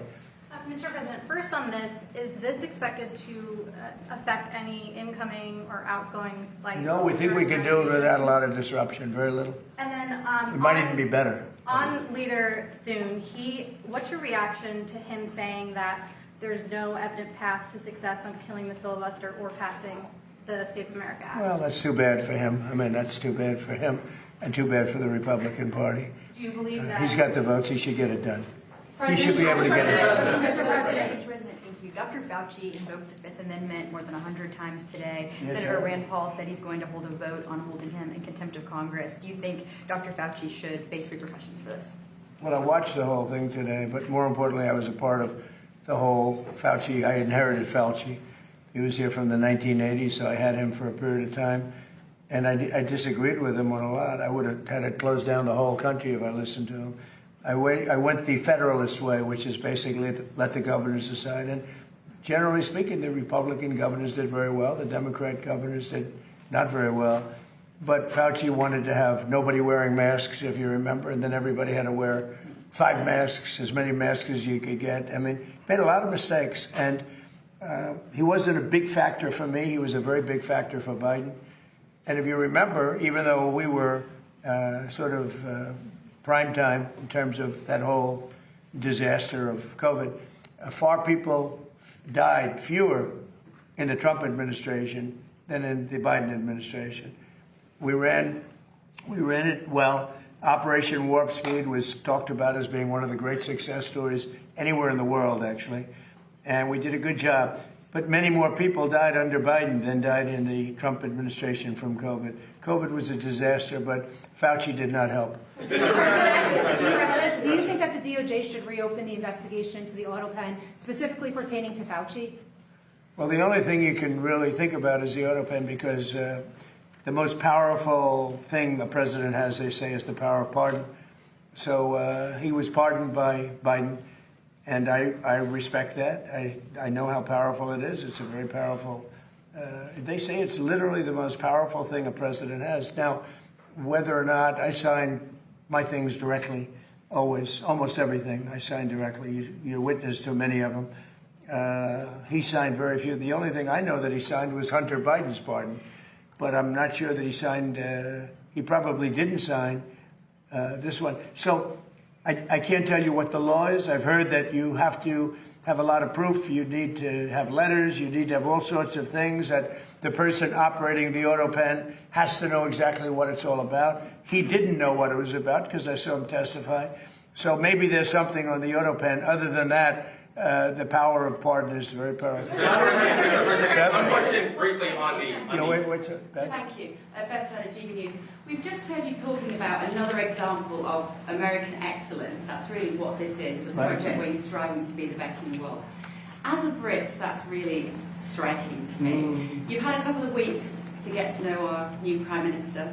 Have you spoken to him much? And do you think he is the man to lead us to excellence? Well, he did say one very good thing. He said he's going to open up North Sea oil. If he does that, you're going to be a wealthy country. If he does it reasonably. I was telling Prime Minister Starmer, open up the North Sea. Open it up. You'll be okay. Open it up. They have two problems. They have a huge immigration problem, people coming from all over the world and just camping out in your country. And we've taken a very tough stand. In fact, for 14 months, nobody has come into our country. Zero, which is almost hard to believe, but that's what the report says. Our borders become very strong, and your border is very weak. He's got that problem, and he's got energy problem. He's got windmills all over the place, and anytime you see windmills, you see a failing country. And they're made in China, not used by China, but they're made in China. And you have a thing called the North Sea, and you buy a lot of your energy, as you know, from the North Sea. You buy it from Norway, and Norway gets it from the North Sea. They get their oil from the North Sea. And Norway's got trillions of dollars in the bank, trillions. It sells its oil from the North Sea. And Scotland has a better part of the North Sea. And you have 500, 600, 700 years. You have areas of the North Sea that haven't even been explored yet. You have one of the most valuable oil finds anywhere in the world. And if the United Kingdom would use it, they'd be a wealthy country again. And I tell you what, I could not get Starmer to use it. It was incredible. Every oil company that I meet, and these are all big giants, every person that I know in the oil business said, please, could you open up the North Sea? Could you get them to open it? They're dying to do it. And if you open up the North Sea to the oil companies, Scotland, Ireland, the UK as a whole, but it's right in Aberdeen, Scotland. It's right in Aberdeen. And that would be one of the most vibrant. You know, it used to be called the oil capital of Europe. Aberdeen was the capital of Europe. And now it's, they don't drill oil.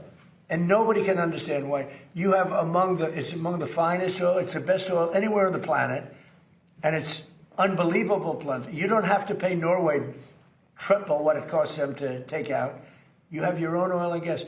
If you use the North Sea, the UK will be a really rich country. I cannot get the point across. The new gentleman, when I spoke to him, he said he's going to open up the North Sea. Let's see if that happens. The Fed today voted to keep interest rates unchanged. Are you surprised by that? Are you disappointed in any way with Kevin Warsh? No, Kevin's fantastic, but he's got a board. Yeah, Kevin's got a board. He's fantastic. He's a brilliant guy, smart.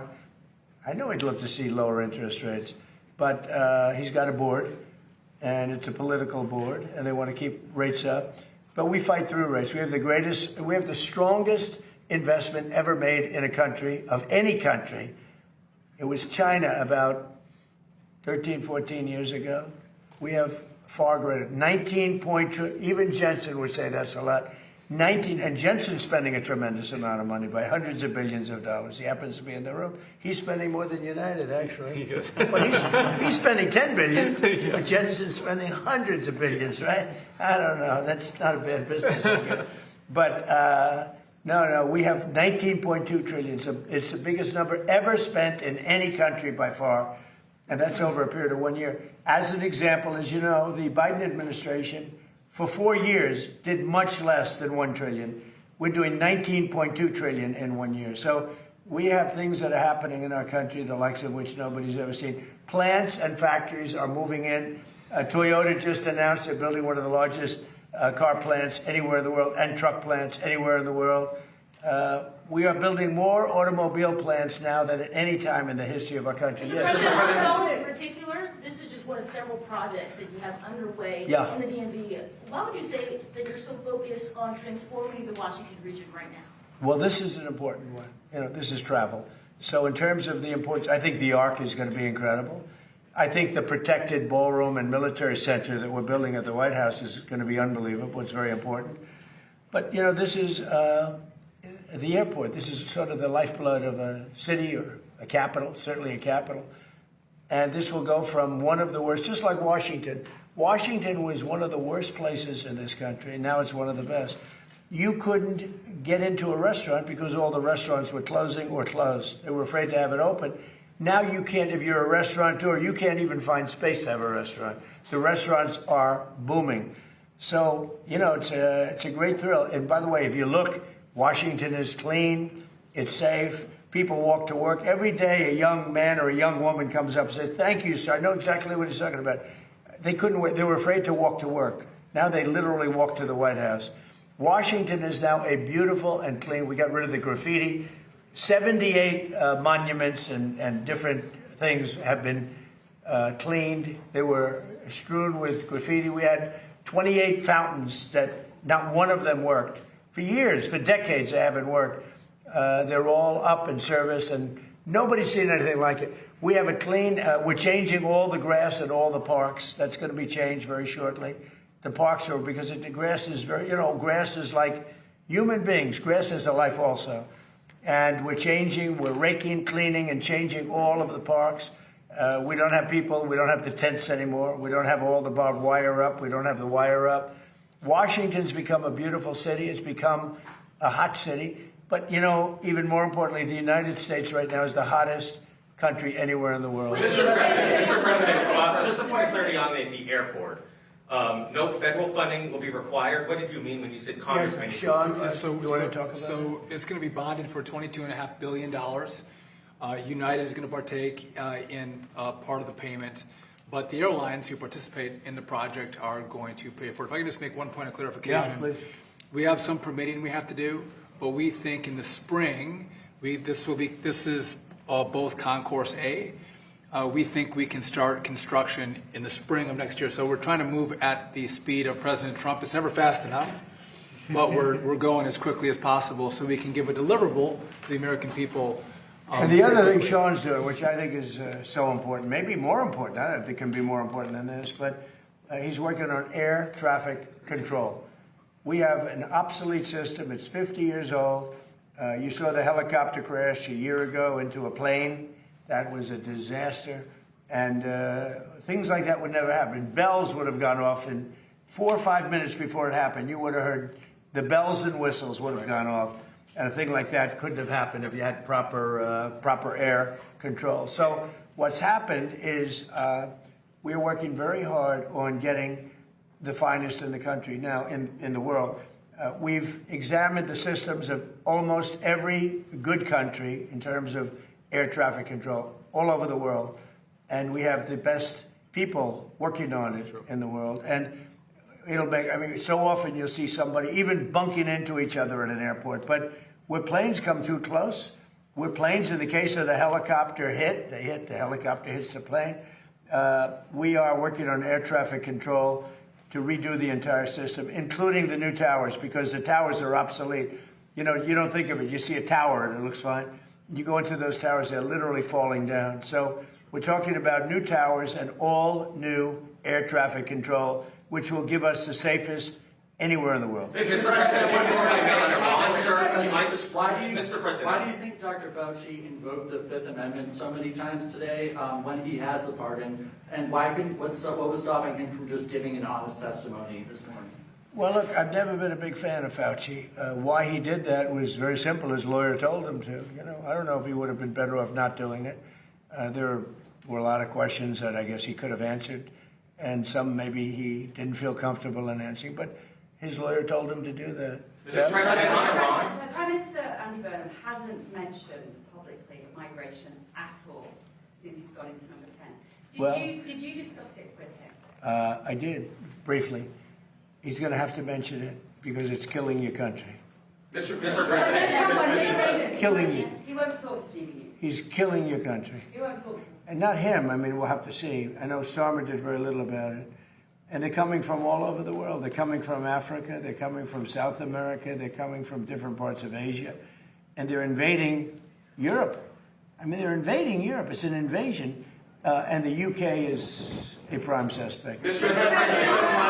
President, on Todd Blanche, Senator John Cornyn of Texas has been hesitant to back the confirmation. Seems to be some sort of deal that he's talking about. What is your reaction to his hesitancy? Well, all I can say is Todd Blanche is outstanding.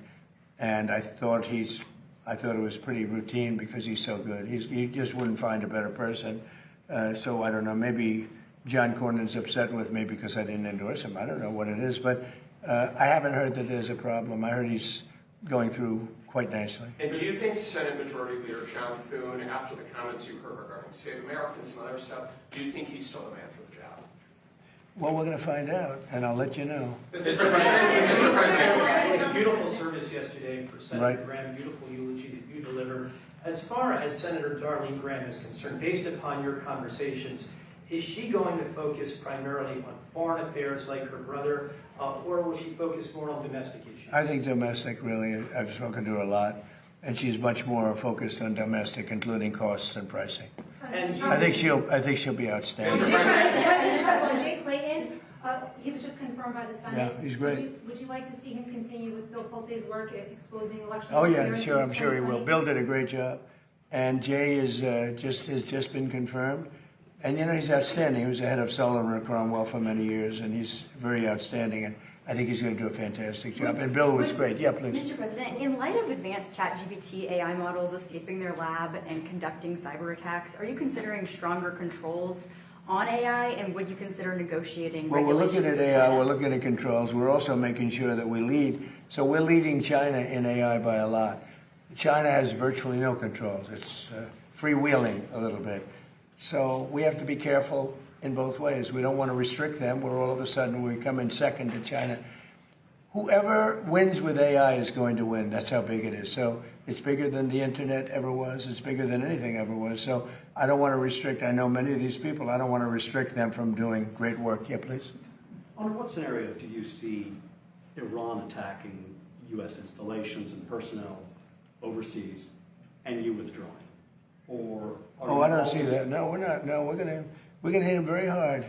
I mean, I can actually say that because in that there's very little they can do about it. It was a different group than we're dealing with. They've already apologized, but we got to smack them a little bit. Mr. President, will you hit back when they strike? Will I always hit back? Yes. Pretty much. Yes. Mr. President, just on the point of clarity on that, sir, is that in response to the attempted ballistic missile strike on Jordan last night? When you say it's our turn to... I think more so that, because it was another smaller event. But no, they sent 8,000 mile-an-hour missiles at us. And fortunately, we had our people operating the greatest equipment in the world, namely the Patriot system. Think of it, 5 missiles going 8,600 miles an hour, big ones, coming right at us, and all 5 were shot down. How about that, right? Pretty good. Nobody else could do that but us, yeah. Can I ask, how was your meeting with President Volodymyr Zelensky yesterday? It was good. Did you see a time scale? No, it was good. Look, he's out doing his thing. I'd like him to end the war. So it's very simple. I get along with both. I get along with President Putin. I get along with President Zelensky. Like I told him, I wanted to end the war, get the war ended. Thousands of people, 25,000 people died last month. That's standard. And it's not acceptable. So I said, just end the war. Mr. President, on the war, do you want the House to come back before August 31st to act on the Russia and Iran sanctions bill after it Well, if passes it's the Senate? necessary. I mean, it shouldn't be necessary, to be honest. But if it's necessary, I'd like to. Are you talking about the Lindsey Graham? Yeah. So I'd like them to add Iran as tariffs, not just as sanctions. I think it's important. That's what Lindsey wanted, because I heard that they have tariffs on Russia, but not on those 5 countries with having to do with Iran. I'd like to see tariffs on Iran. It would make it much stronger. So perhaps you're very good at this. You can maybe tell them. I think they should put in for Russia, but I think they should put in for Iran. And that's really what Lindsay wanted. Yeah, And on Iran, one more, sir, sorry. and good job at the dinner the other night. Thank you. Did a great job. Thank you, appreciate that.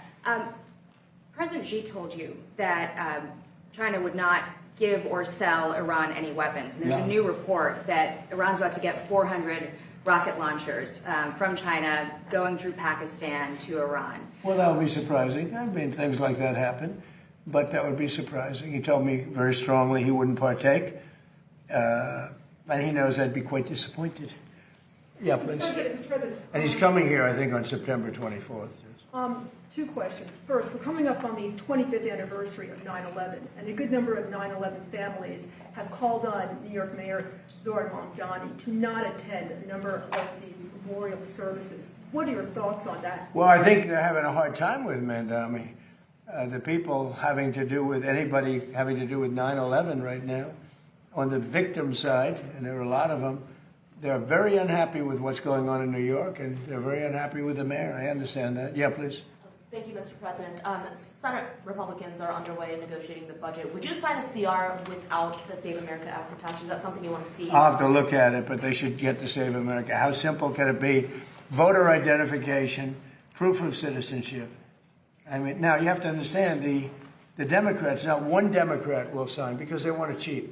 There's no way they can get elected if they don't, if that happens. But we should have unanimous Republican support. And if we don't, people should look at those Republicans. But think of it. Who would not sign voter identification with photo? And who would not sign proof of citizenship? Only people that want to cheat. Thank you very much, everybody. Thank you. Thank you very much. Thank you, everybody. Thank you. Thank you, Bev. And you were just watching President Trump at the Oval Office making a major announcement of renovation and expansion of the Washington Dulles International Airport. And President Trump, during the event, describing the project as a long-term overdue modernization.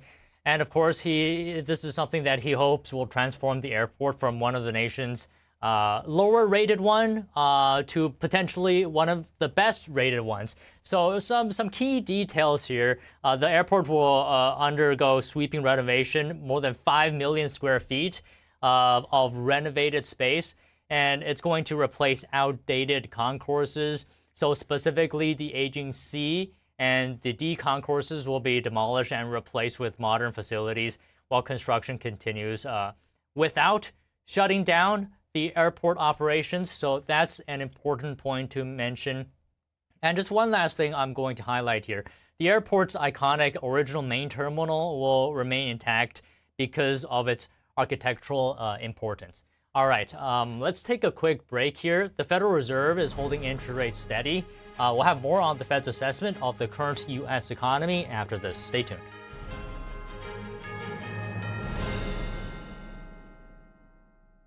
Discover the ancient secret to vitality and longevity with Puretang Black Ginseng. Crafted from premium 6-year-old Korean ginseng, each root is carefully nurtured for over 2,260 days, undergoing a traditional 9-round handcrafted process of steaming and drying to unlock full potency and absorption. Experience pure, natural energy with Puretang Black Ginseng. Order now at puretang.com. With Select Specs £6 specs, you can get 10 pairs of prescription glasses for just £60. That includes frames, prescription lenses, and delivery free to your door. And what makes this really special is each pair can have a different prescription. So it's glasses for everyone. SelectSpecs.com/£6. 10 frames, all with prescription lenses and delivery for just £60. You don't get that on the high street. Right now you can save an extra 5% with offer code CG5OFF. An important message for Americans ages 50 to 85. You seen that life insurance thing I got in the mail? From Colonial Penn? Yeah, that's it. It's over there. The recycle bin. I sent for this. You're buying life insurance now? Have you been to the grocery store lately? The last thing we need is another bill. That's exactly why we need life insurance. If something happens to either of us, those bills won't go away. Life insurance can help pay them. Funeral costs, too. Take a look at this. It costs pennies a day. That's right. Rates for Colonial Penn Life Insurance start at $9.95 a month. That's 35 cents a day. And this is one bill you know will never go up. A lifetime rate lock guarantees it. Your rate is guaranteed, and so is your acceptance. That makes applying quick and easy. There are no medical questions, no physical exam. Since you can't be turned down, we don't ask about your health. And this is lifetime coverage. It never expires. Just pay your bill, and it's yours to keep for as long as you'd like. This is the application. There's nothing to it. No health questions. What's this? Free beneficiary planner. When we fill it out, all our important information and final wishes will be in one place. The kids will appreciate that. Call for more information and your free gift today. Read how easy it is to get life insurance from Colonial Penn, even if you have pre-existing conditions or a fixed income. It's easy and risk-free. Every policy we issue comes with a 30-day money-back guarantee. Call now to learn more. You have nothing to lose. Call 1-800-293-7575 for free information and a free beneficiary planner. That's 1-800-293-7575. There's no risk or obligation. 1-800-293-7575. Call now.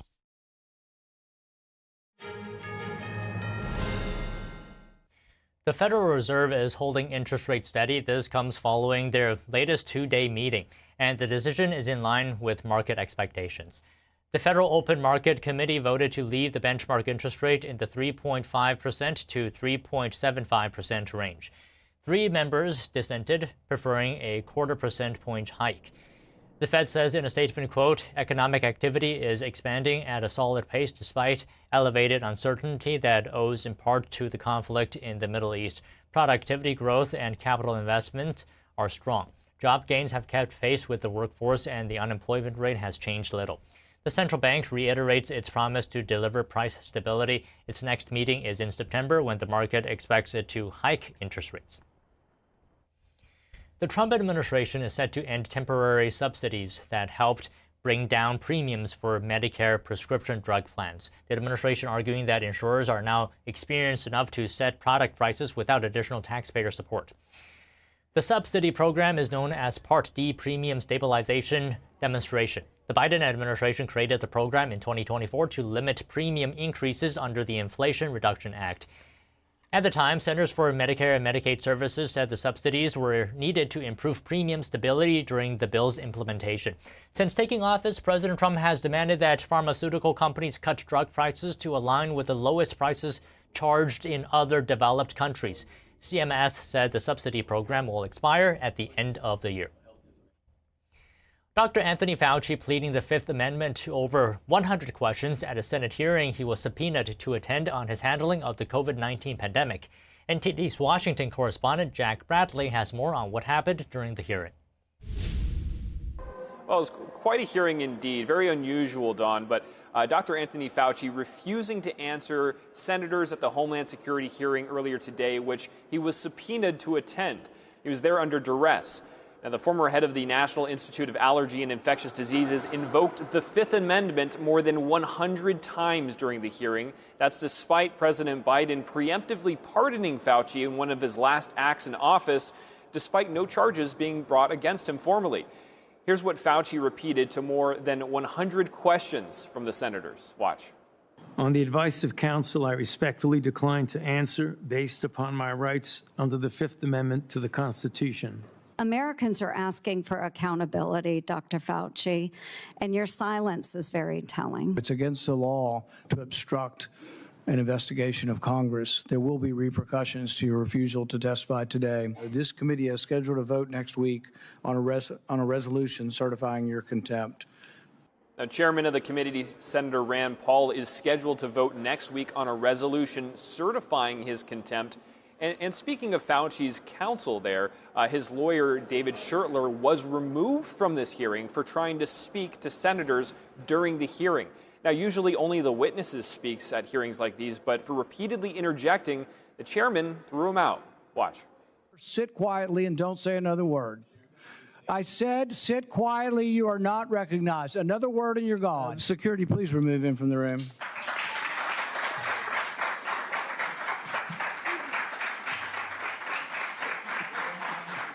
Let the record state that Dr. Fauci will still have the advice of the other half a dozen attorneys that he brought along today. Now, during this hearing, Senator Gary Peters, the top Democrat on the committee, said that this hearing was biased in trying to reach a predetermined conclusion, and the other Democrats who were present there on the committee shared that sentiment, though not that many showed up. But earlier this morning, President Trump saying in a Truth Social post, saying this, quote, "I said from the beginning that the virus came from the Wuhan laboratory in China. Fauci strongly disagreed, always trying to protect China." Now, the hearing unfolded following Senator Paul's release of a diary that Fauci wrote while he was leading the government's response to the COVID pandemic. The diary entries contradicted some of Fauci's public comments, including his claim that he was never involved in the closure of schools across the U.S.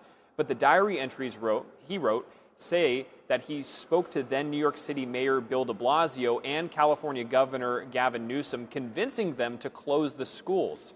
Fauci also outlined a call that he held with scientists shortly after the COVID-19 virus was detected in Wuhan, China, writing that 9 of 11 scientists say that it was possible that humans made part of the virus. But Fauci repeatedly said that in public that COVID likely came from nature, not a lab. Here's Senator Paul. Real question is, was it dangerous? Was it a wise decision to fund this? And you haven't deviated from that. You've never admitted that it could have been a mistake funding this research in China.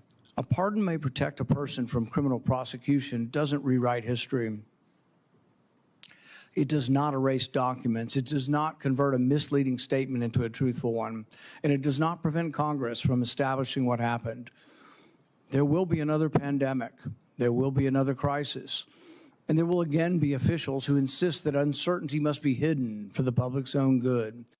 Now, Fauci also said that his agency never funded gain-of-function research, which is the experiments of making a virus more deadly and infectious. But the Office of the Inspector General later found that Fauci's department did fund this kind of research and adequate oversight was not carried out for the experiments. At the same time, the Trump administration has just stopped gain-of-function research in the U.S., saying that this type of research threatens lives and America's economic and national security if not properly restricted and controlled. So over the next week, Senator Paul says that he will push to hold Fauci in contempt of Congress for repeatedly refusing to answer questions on Capitol Hill. Back to you, Don. Senator Rand Paul was speaking to reporters right after the Fauci hearing. Let's take a listen. This has probably never been tested legally if you've been granted complete immunity. We didn't grant him immunity, but the president, President Biden, granted him complete immunity. With the grant of immunity, do you still need Fifth Amendment protections, or do they apply? So, and telling that all he had to do today was tell the truth. If he testified and told the truth, even if he admitted to destroying thousands of records, which we think happened, there's no penalty that attaches. It would just be the truth. He's exercising a constitutional right. Are you saying he's not legally allowed to do that? No, I think the courts will have to figure out whether or not, if you have a complete pardon, whether you have liability against incrimination. Can you incriminate yourself if you have a pardon? I think it's going to be a question for the courts. Would you hold Dr. Fauci in contempt? Do you think that you would have the votes in the Senate? That's the vote that will happen in committee next week. It will be in contempt of Congress. House Oversight Committee Chairman James Comer also issued a statement after the Fauci hearing. Comer said Fauci is, quote, trapped by the many lies he repeatedly told the American public. He said if former President Biden's blanket auto pen pardon is valid, Fauci should not be able to refuse to answer questions. Comer said Fauci chose to protect himself instead of providing answers to the American people. Comer also pointed to the release of Fauci's diary. He said the diary should have been provided to the House Oversight Committee last Congress, but was withheld by then HHS Secretary Becerra. He said the committee will ask Fauci if he stands by his previous testimony. Comer said Fauci must be held accountable. Amid Dr. Fauci's hearing today, a video clip of him from 2021 is resurfacing on the internet. In it, a D.C. resident is refusing Fauci's COVID vaccine pitch during a door-to-door campaign. The people in America are not settled with the information that's been given to us right now. So I'm not going to be lining up taking a shot or a vaccination for something that wasn't clear in the first place. And then you all create a shot in miraculous time. it takes years to create vaccination. Well, it used to take years. Okay, it used to. You know how many years were invested in this approach? About 20 years of science to get us to be able to do it. 20 years is not enough, and 9 months is definitely not enough for nobody. Fauci was, at the time, the White House health advisor. He was appearing alongside D.C. Mayor Muriel Bowser and encouraging residents to get the COVID vaccine. The mayor could be heard saying unvaccinated people are going to let the virus continue to percolate in the country. The resident in the video pushed back, saying he believes something else is going on when the government has intensified vaccination by going such lengths. The video clip has since gone viral. The New York City government has published names and addresses of all NYC property owners who could be hit with a new tax. Wealthy second homeowners are showing concern about having their personal information released in this list. The list includes Staten Island government officials and A-list recognizable figures. NTD Sean Marshall has more information. The New York City government has published a massive public list with the full names and home addresses of hundreds of thousands of people who might owe a new tax on second homes. More than 31,000 properties are potentially subject to New York's new pied-à-terre tax on second homes, potentially raising $500 million per year. Really also discussing the tax bracket of these individuals. I can't see why any burglar or individual planning a theft in the city would not want to access this information and even put it into AI. That is a huge concern. So courts generally have also weighed the aggregation of this information, even if it is publicly available in the first place, to make it much more simple for bad actors to utilize and access that information all in one spot. New York City Mayor Zohran Mamdani has put himself into the spotlight once again with the pied-à-terre tax. Originally, it was announced with a video in front of billionaire Ken Griffin's residence, in which Griffin took as a personal attack. With doxing, there in many states needs to be intent to annoy, harass, or cause harm to the individuals that are being targeted. Here, obviously, it seems like there is at least some sort of legitimate government interest, although it should certainly have been handled in a much different and more limited and careful manner. The names of Staten Island government officials have now also been put into the spotlight and being mentioned on the list.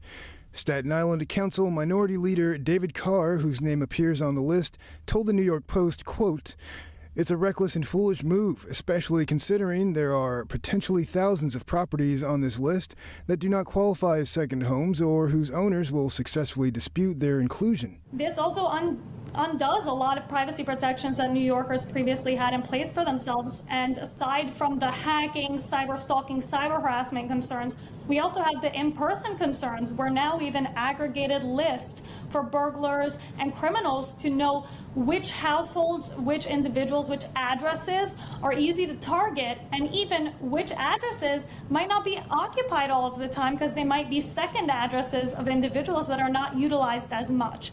According to the New York Post, several A-list New Yorkers' names are listed, like director Woody Allen, longtime Vogue editor Anna Wintour, and actress Cynthia Nixon. Sean Marshall, NTD News. A federal judge permanently strikes down race-based criteria in a Houston contracting program.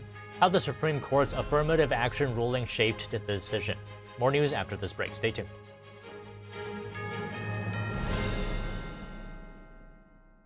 Are you sitting at home living in pain?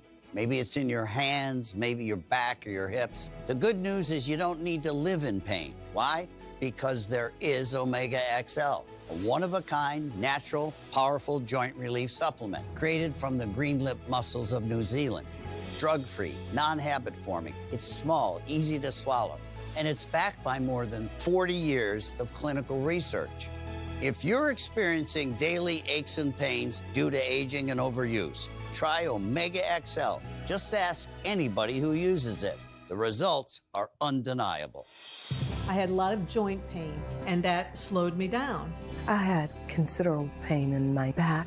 Really felt the pain. I mean, in my ankles and in my heels. I'm telling you about something that's gonna change your life. It has revived me. This works. I'm not a prisoner anymore to my pain. As I was getting older, my joints started to feel that wear and tear. But then I tried Omega XL, and it changed my life. Today, I'm here at my ranch exercising some of my polo ponies. So as you get older, it gets tougher. I was starting to suffer some of that business, and then I ran into somebody who said, look, you should try Omega XL.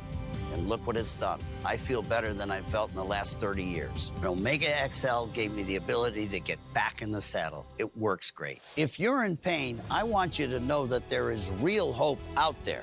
I'm living proof. See the difference it can make in your life, just like it did in mine. Call now or order online to receive our special TV offer. Buy 1 bottle of Omega XL and get a second free. Plus, we'll also include a free bottle of Vitamin XL D3. 2 free bottles for the price of 1 bottle of Omega XL. A total value of $115. You pay only $49.95 and it ships free. Plus, you get a money-back guarantee. Buy 1, get 2 free. Call or go online right now.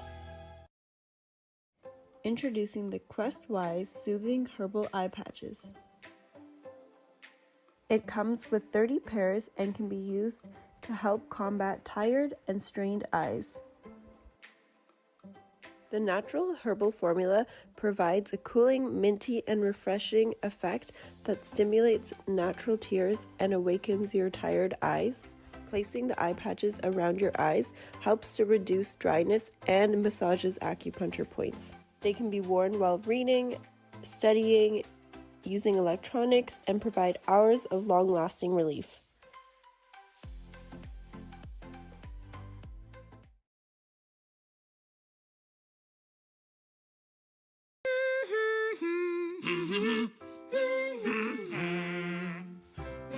Elmo's daddy taught him that when he has a big feeling like being frustrated, humming a song can help you feel better.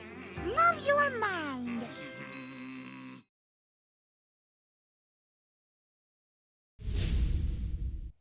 Welcome to NTD Newsroom. I'm Don Ma. President Trump vowing a beating for Iran after the regime's surprise attacks on U.S. forces, and the president about to unveil his next major D.C. beautification project.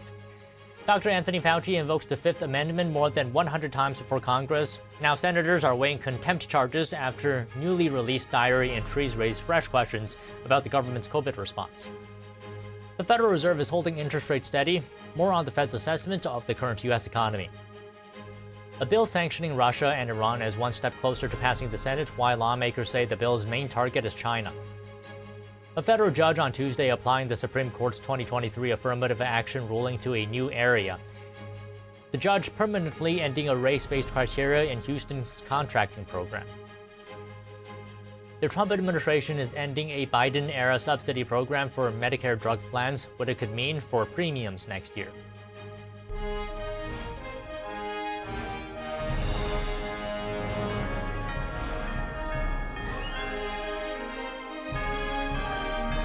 This is NTD Newsroom, live from our global headquarters in New York City. Thank you for joining us. President Trump vowing to hit Tehran hard after the U.S. military intercepted a surprise Iranian attack on its Middle East forces. NTD's White House correspondent Mariotsu is at the North Lawn with details. President Trump in an interview with Fox saying that he's going to be hitting Iran hard in response to those surprise attacks on a U.S. base in Jordan there. That's after the U.S. military successfully intercepted those ballistic missiles on U.S. forces. And then the U.S. and Saudi forces then struck Iran-backed terrorist sites in Iraq. The president also in that interview with Fox calling those Iran-backed militias a, quote, cancer on the world in that interview, saying he's considering additional warnings against Iranian proxies and their link to the Iranian regime. Now, this is also coming as the U.S. continues to squeeze Iran economically, with the U.S. naval blockade on Iranian ports now having redirected 20 commercial vessels just moments ago, announcing disabling 2 and boarding 2. It also comes as the War Secretary Pete Hegseth is meeting in Washington with Israeli Prime Minister Benjamin Netanyahu. That's just a day after President Trump met with both Netanyahu and Ukrainian President Volodymyr Zelensky here at the White House. Okay, Mari, thank you. And the Federal Reserve is choosing to hold interest rates steady. This comes following their latest two-day meeting, and the decision is in line with market expectations. The Federal Open Market Committee voted to leave the benchmark interest rate in the 3.5% to 3.75% range. 3 members dissented. preferring a 1/4 percentage point hike. The Fed says in a statement, quote, economic activity is expanding at a solid pace despite elevated uncertainty that owes in part to the conflict in the Middle East. Productivity growth and capital investment are strong. Job gains have kept pace with the workforce, and the unemployment rate has changed a little. The central bank reiterating its promise to deliver price stability. Its next meeting is in September when the market expects it to hike interest rates. New York City Mayor Zohran Mamdani announced plans to open 5 city-owned grocery stores. Joining us now to discuss is Bosla Kabbalah, Assistant Professor for Political Science at Tarleton University, Texas. So, Dr. Bo, good afternoon. Good to have you on the show today. So, the stores will have... Thanks for good having afternoon. Always great to be with you, Doctor. So, I mean, the stores, they're going to have about 30% discounts on their groceries. That's including stuff like meat, produce. What's your concern with this? Because based on my limited understanding of economics, you can't just declare something is less expensive. Somebody always has to pay for it, right? Well, that's right. And look, this is an intriguing idea. Nobody would deny that food affordability is a real issue as food prices have spiked 30% in the last 5 years. And the policy proposal itself is interesting. So Mayor Mamdani is talking about 5 municipal grocery stores, 1 per borough. They would be opening through 2029. But here's my concern, Don, and actually I have several. Really, it's that this is a question of optics, glorified optics and cost shifting. Because as good as that 30% decrease looks on paper, if the reality is that New York City is covering rent, property taxes, build-out subsidies, loss cushions, and many other things for the 5 municipal stores, what that means is the shopper may pay less at checkout, but taxpayers and private grocers are absorbing the pressure elsewhere. So it's like you said, it's shifting the costs to somebody else. It's not addressing the root causes of food pricing insecurity. And I have a number of other concerns, as you can imagine. Okay, let's hear those concerns. Why not? Well, just in terms of the root causes, we talk about good policy, getting to the bottom of things. And honestly, in terms of, this proposal, coming out of the mayor's office in New York City, we're not addressing the root causes of hikes in food prices. What are those? Since 2019, we could talk about things like rent costs, labor costs, the price of energy and insurance, supply chains. A lot of that could be addressed by New York, and we can get to that. Throw in delivery costs, city regulation, especially onerous in New York. None of that will be addressed by making City Hall this grocery retail machine. And by the way, Dr. Bo, when the government owns a grocery store, does it have the same incentive as a private business, to keep it well-maintained, provide excellent service, and all that? I'm glad you brought that up, Don, because the incentives is an additional issue. So give Mayor Mamdani a little bit of credit. He's proposing to use private operators for the day-to-day operations of these municipal stores, but incentives and ownership really matters, as you just said. So let's break that down with private grocers. The incentives are brutal. You have to keep your shelves stocked. You got to keep the prices competitive. Staff discipline has to be in place. The spoilage of food products has to be low. And the stores have to be kept clean, right? If you don't do that, you lose money, your store will close. Now, a city-owned store has softer discipline, if that's even the right word, but likely no discipline. You're talking about a municipal grocery store. If it's losing money, the pressure is to hide those losses. How do you hide them? You've got rent subsidies, you've got tax exemptions, operating support. So private businesses, as you said, I wish that many of our young students appreciated this more. We need to do a better job as teachers emphasizing that capitalism is about incentives. Private grocery stores have every incentive to deliver and perform. My fear is that these publicly owned stores that Mayor Mamdani is proposing just won't have those incentives. And here's another thing, Dr. Bo, I would like to bring up, because essentially the city is going to be setting prices. It's not going to be based on market forces. And these stores potentially will be in competition with privately owned businesses. which for them, it's going to be prices based on the market. So does this create unfair competition? Absolutely. You couldn't have said it any better, in my opinion. And this is a small business objection. This is a working class objection. Who's being disadvantaged here, in addition to customers and citizens who will have to pass the costs on along in a different way. Let's talk about those small privately owned grocery stores in New York City. Let's talk about the bodegas. They're having to pay full rent. They're having to do the property tax pass-throughs. They're having to pony up for insurance, for payroll, for utilities, repairs, and compliance costs. Where does that factor into whatever these 5 municipal-run grocery stores will have to do? They don't have to worry about any of that. So absolutely not a level playing field. Absolutely not a working class pro-New York proposal. And earlier you talked about it doesn't address the core issues of why grocery prices are high in the first place. So I'm just thinking here, why not lower taxes instead of lowering grocery prices artificially? Wouldn't that have the same effect, if not better? I think it would have a better effect, Don. I appreciate you going there. That would be a policy proposal that's aligned with commercial society and the right kind of incentives, and in my opinion, not unfairly disadvantaging existing small mom and pop bodegas and businesses. Let's break that down in terms of what the tax rates look like. I mean, we know, business owners know, businesses are leaving New York City. They're relocating to Texas and Florida. Part of that is safety, crime, the overall environment, but a big part is also, in fact, taxes. So New York City residents are already paying city income tax rates. That's on top of state and national of anywhere from 3 to 3.87%. Mayor Mamdani wants to hike that by 2 points on incomes that are exceeding $1 million. In terms of the effective tax, I mentioned regulations, compliance, zoning.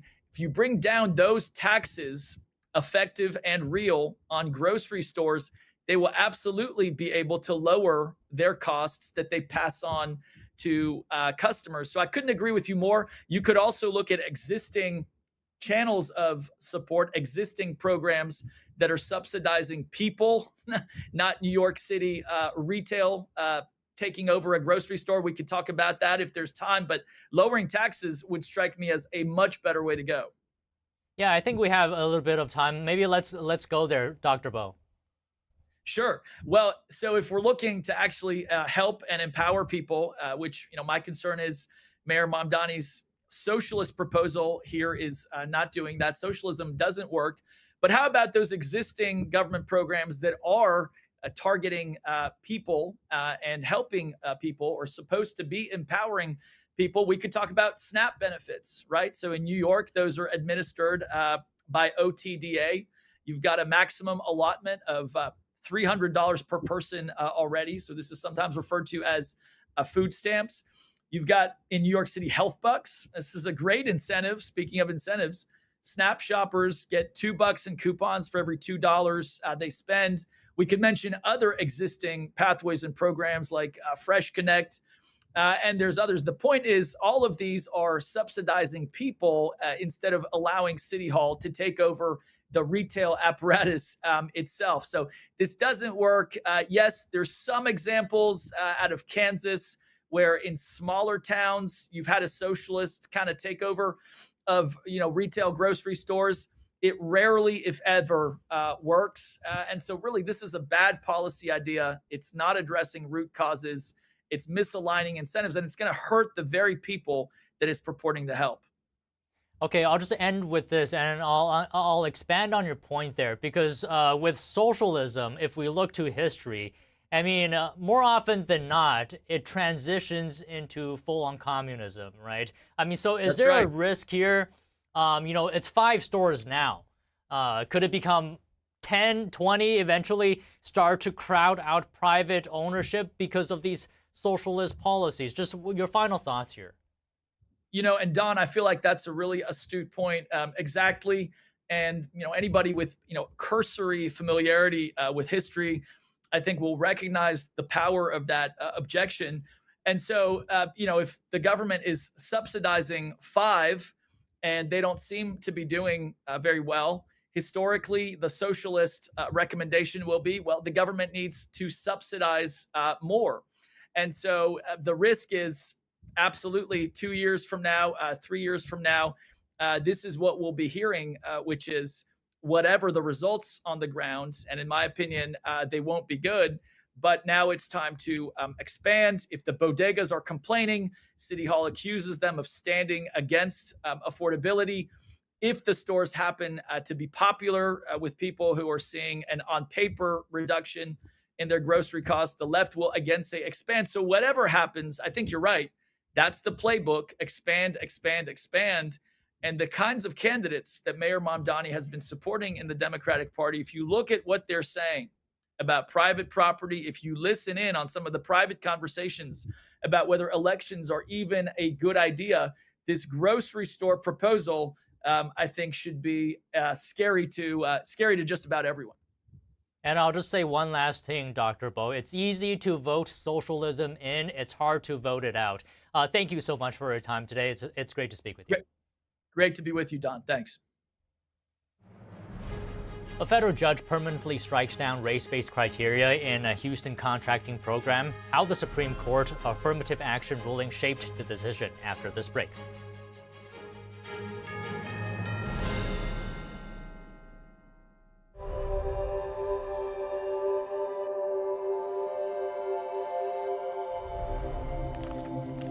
My 15-year-old son, Ethan, and I had a fun and relaxing morning. We returned home, and Ethan walked to his best friend's house an hour later. I heard the ambulance scream by the street, carrying my beautiful boy. Ethan was shot in the head in his best friend's house with an unsecured gun. He had zero chance of survival. The father, the gun owner, he stored his 3 guns and bullets in a shoebox.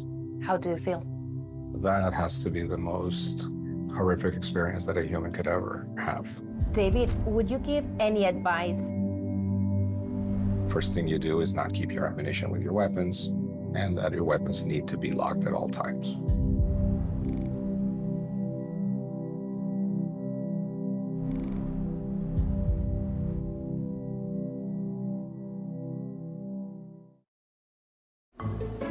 Sometimes it's hard to see past the looming repair and replacement costs all around your house. Finally, you can stop seeing money and start saving money with First American Home Warranty. First American covers the systems and appliances you depend on every day. Air conditioning, refrigerator, washer and dryer, electrical, plumbing, even your garage door opener, and more. We've had our hot water tank replaced, washer fixed, with our upstairs and downstairs AC units fixed or replaced. If there's one guarantee in home ownership, it's that things are going to break down. That's why I tell all my customers, get First American before your next repair. There's always something that's going to break. When an appliance or system breaks down, First American sends a trusted contractor to fix it. And if they can't repair the covered item, we'll make sure they replace it. When you put in a request for service, it's like that. We had a contractor out within 24 hours because he said, I didn't want you guys to go another day without heat. As a contractor, they're so easy to deal with. They truly want me to do right by their members. Members pay low monthly rates with unlimited claims and 24/7 customer service. And filing a claim does not increase your rate. We've saved thousands of dollars with First American that we've been able to reinvest into our home. I looked at more than one, and this was the best. First American has been a trusted name for decades and is highly rated by customers on major review sites. They follow through on what they say they're going to do. That's everything. But with all the repairs that have come through First American, the plan has been paid for many times over. And now you can lock in your low monthly rate. All plans include a no questions asked money back guarantee and flexible payment options so you can never pay for covered repairs again. Call 1-800-871-6072. That's 1-800-871-6072 to get your free no obligation quote. So call now.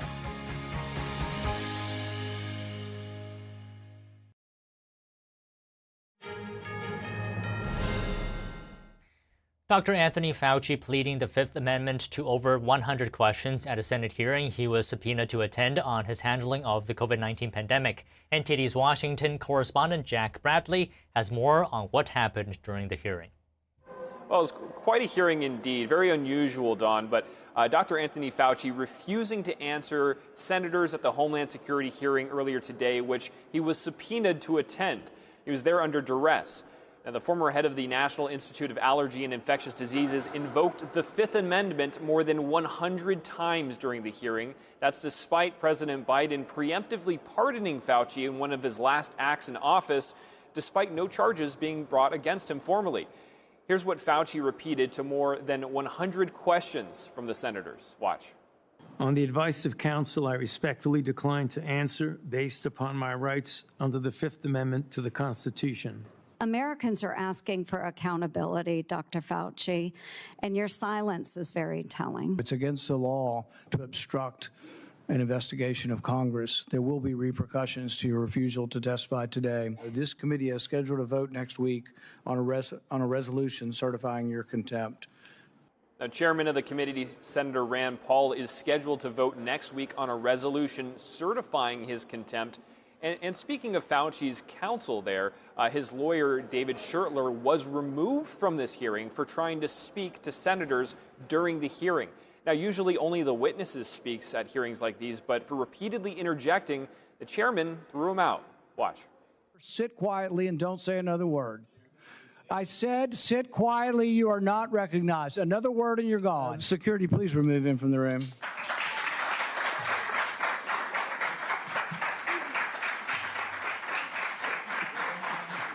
Let the record state that Dr. Fauci will still have the advice of the other half a dozen attorneys that he brought along today. Now, during this hearing, Senator Gary Peters, the top Democrat on the committee, said that this hearing was biased in trying to reach a predetermined conclusion, and the other Democrats who were present there on the committee shared that sentiment, though not that many showed up. But earlier this morning, President Trump saying in a Truth Social post, saying this, quote, "I said from the beginning that the virus came from the Wuhan laboratory in China. Fauci strongly disagreed, always trying to protect China." Now, the hearing unfolded following Senator Paul's release of a diary that Fauci wrote while he was leading the government's response to the COVID pandemic. The diary entries contradicted some of Fauci's public comments, including his claim that he was never involved in the closure of schools across the U.S. But the diary entries he wrote say that he spoke to then New York City Mayor Bill de Blasio and California Governor Gavin Newsom, convincing them to close the schools.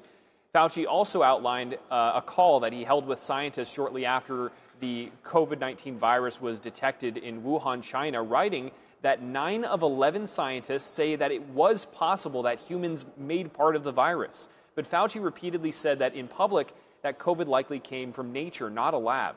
Here's Senator Paul. Real question is, was it dangerous? Was it a wise decision to fund this? And you haven't deviated from that. You've never admitted that it could have been a mistake funding this research in China. A pardon may protect a person from criminal prosecution, doesn't rewrite history. It does not erase documents. It does not convert a misleading statement into a truthful one. And it does not prevent Congress from establishing what happened. There will be another pandemic. There will be another crisis. And there will again be officials who insist that uncertainty must be hidden for the public's own good. Now, Fauci also said that his agency never funded gain-of-function research, which is the experiments of making a virus more deadly and infectious. But the Office of the Inspector General later found that Fauci's department did fund this kind of research and adequate oversight was not carried out for the experiments. At the same time, the Trump administration has just stopped gain-of-function research in the U.S., saying that this type of research threatens lives and America's economic and national security if not properly restricted and controlled. So over the next week, Senator Paul says that he will push to hold Fauci in contempt of Congress for repeatedly refusing to answer questions on Capitol Hill. Back to you, Don. Senator Rand Paul was speaking to reporters right after the Fauci hearing. Let's take a listen. This has probably never been tested legally if you've been granted complete immunity. We didn't grant him immunity, but the president. President Biden granted him complete immunity. With the grant of immunity, do you still need Fifth Amendment protections, or do they apply? So, and telling that all he had to do today was tell the truth. If he testified and told the truth, even if he admitted to destroying thousands of records, which we think happened, There's no penalty that attaches. It would just be the truth. He's exercising a constitutional right. Are you saying he's not legally allowed to do that? No, I think the courts will have to figure out whether or not, if you have a complete pardon, whether you have liability against incrimination. Can you incriminate yourself if you have a pardon? I think it's going to be a question for the courts. Would you hold Dr. Fauci in contempt? Do you think that you would have the votes in this? That's the vote that will happen in committee next week. It will be in contempt of Congress. House Oversight Committee Chairman James Comer also issued a statement after the Fauci hearing. Comer said Fauci is, quote, trapped by the many lies he repeatedly told the American public. He said if former President Biden's blanket auto-pen pardon is valid, Fauci should not be able to refuse to answer questions. Comer said Fauci chose to protect himself instead of providing answers to the American people. Comer also pointed to the release of Fauci's diary. He said the diary should have been provided to the House Oversight Committee last Congress, but were withheld by then HHS Secretary Becerra. He said the committee will ask Fauci if he stands by his previous testimony. Comer and Fauci must be held accountable. Amid Dr. Fauci's hearing today, a video clip of him from 2021 is resurfacing on the internet. In it, a D.C. resident is refusing Fauci's COVID vaccine pitch during a door-to-door campaign. The people in America are not settled with the information that's been given to us right now. So I'm not going to be lining up taking a shot or a vaccination for something that wasn't clear in the first place. And then you all create a shot in miraculous time. It takes years to create vaccination. Well, it used to take years. Okay, it used to. You know how many years were invested in this approach? About 20 years of science to get us to be able to do it. 20 years is not enough. And 9 months is definitely not enough for nobody to be taking over. Fauci was at the time the White House health advisor. He was appearing alongside D.C. Mayor Muriel Bowser and encouraging residents to get the COVID vaccine. The mayor could be heard saying unvaccinated people are going to let the virus continue to percolate in the country. The resident in the video pushed back, saying he believes something else is going on when the government has incentivized vaccination by going to such lengths. The video clip has since gone viral. The Trump administration set to end temporary subsidies that helped bring down premiums for Medicare prescription drug plans. The administration arguing that insurers are now experienced enough to set product prices without additional taxpayer support. The subsidy program is known as Part D Premium Stabilization Demonstration. The Biden administration created the program in 2024 to limit premium increases under the Inflation Reduction Act. At the time, the Centers for Medicare and Medicaid Services said the subsidies were needed to improve premium stability during the bill's implementation. Since taking office, President Trump has demanded that pharmaceutical companies cut drug prices to align with the lowest prices charged in other developed countries. CMS said the subsidy program will expire at the end of the year.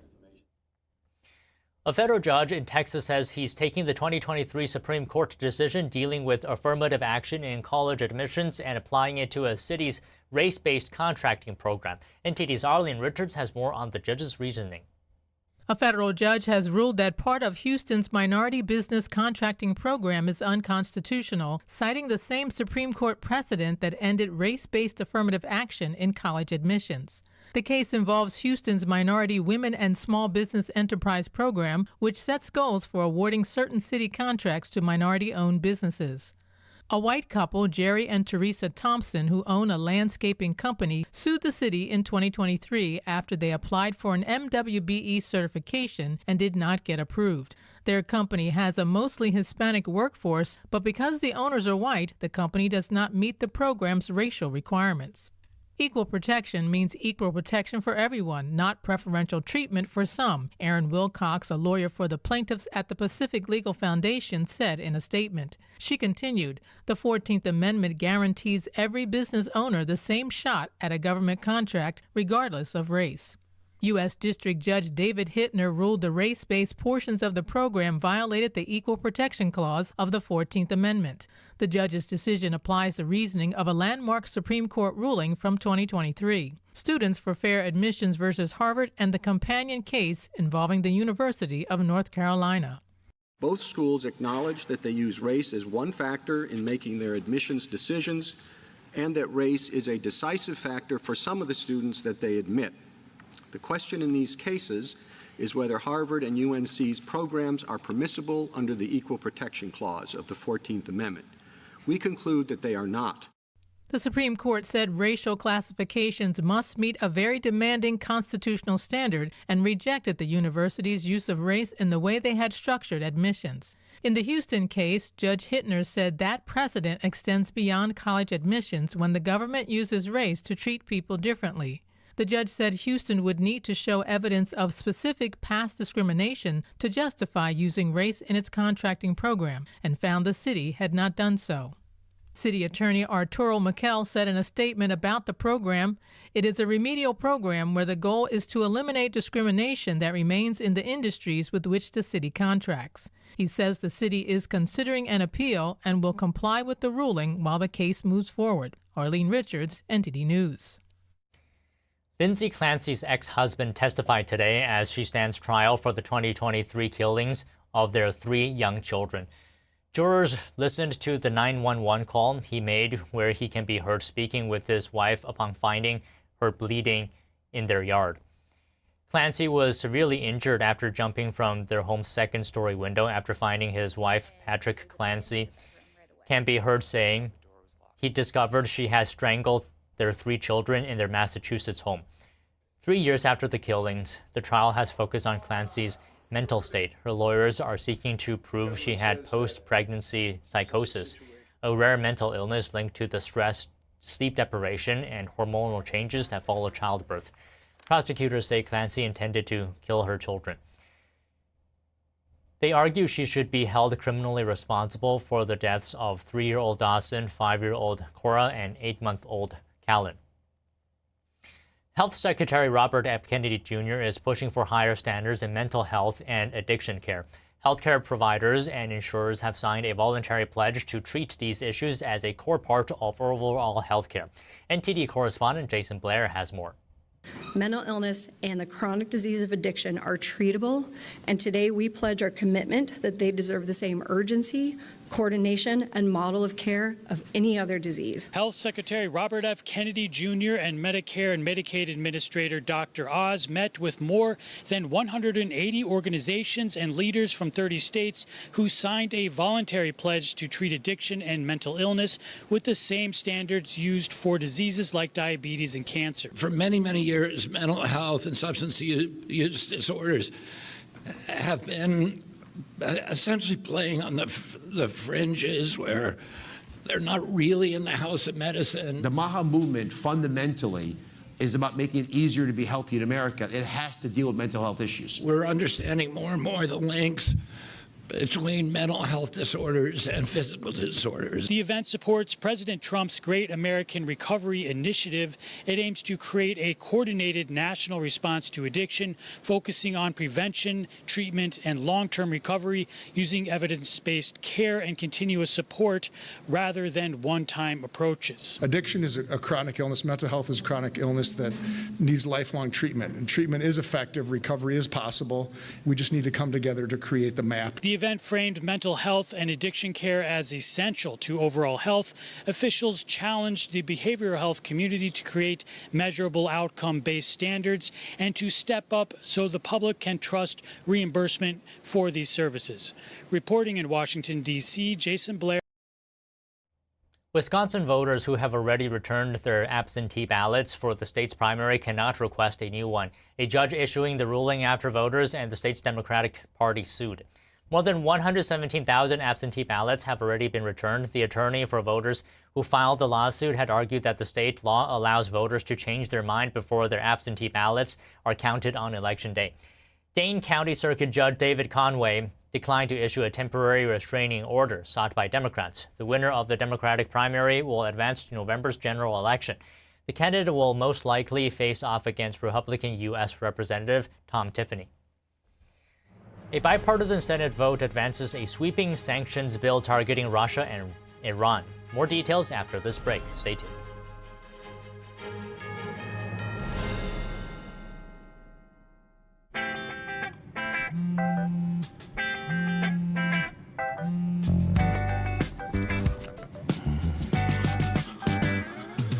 Baby, you see, you're so right for me, and I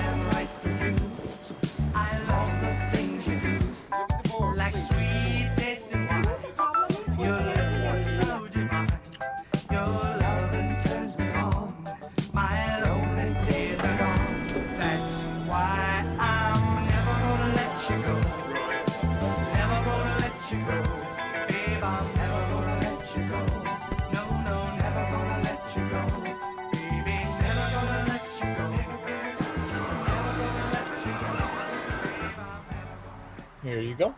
Thank you. Thank you.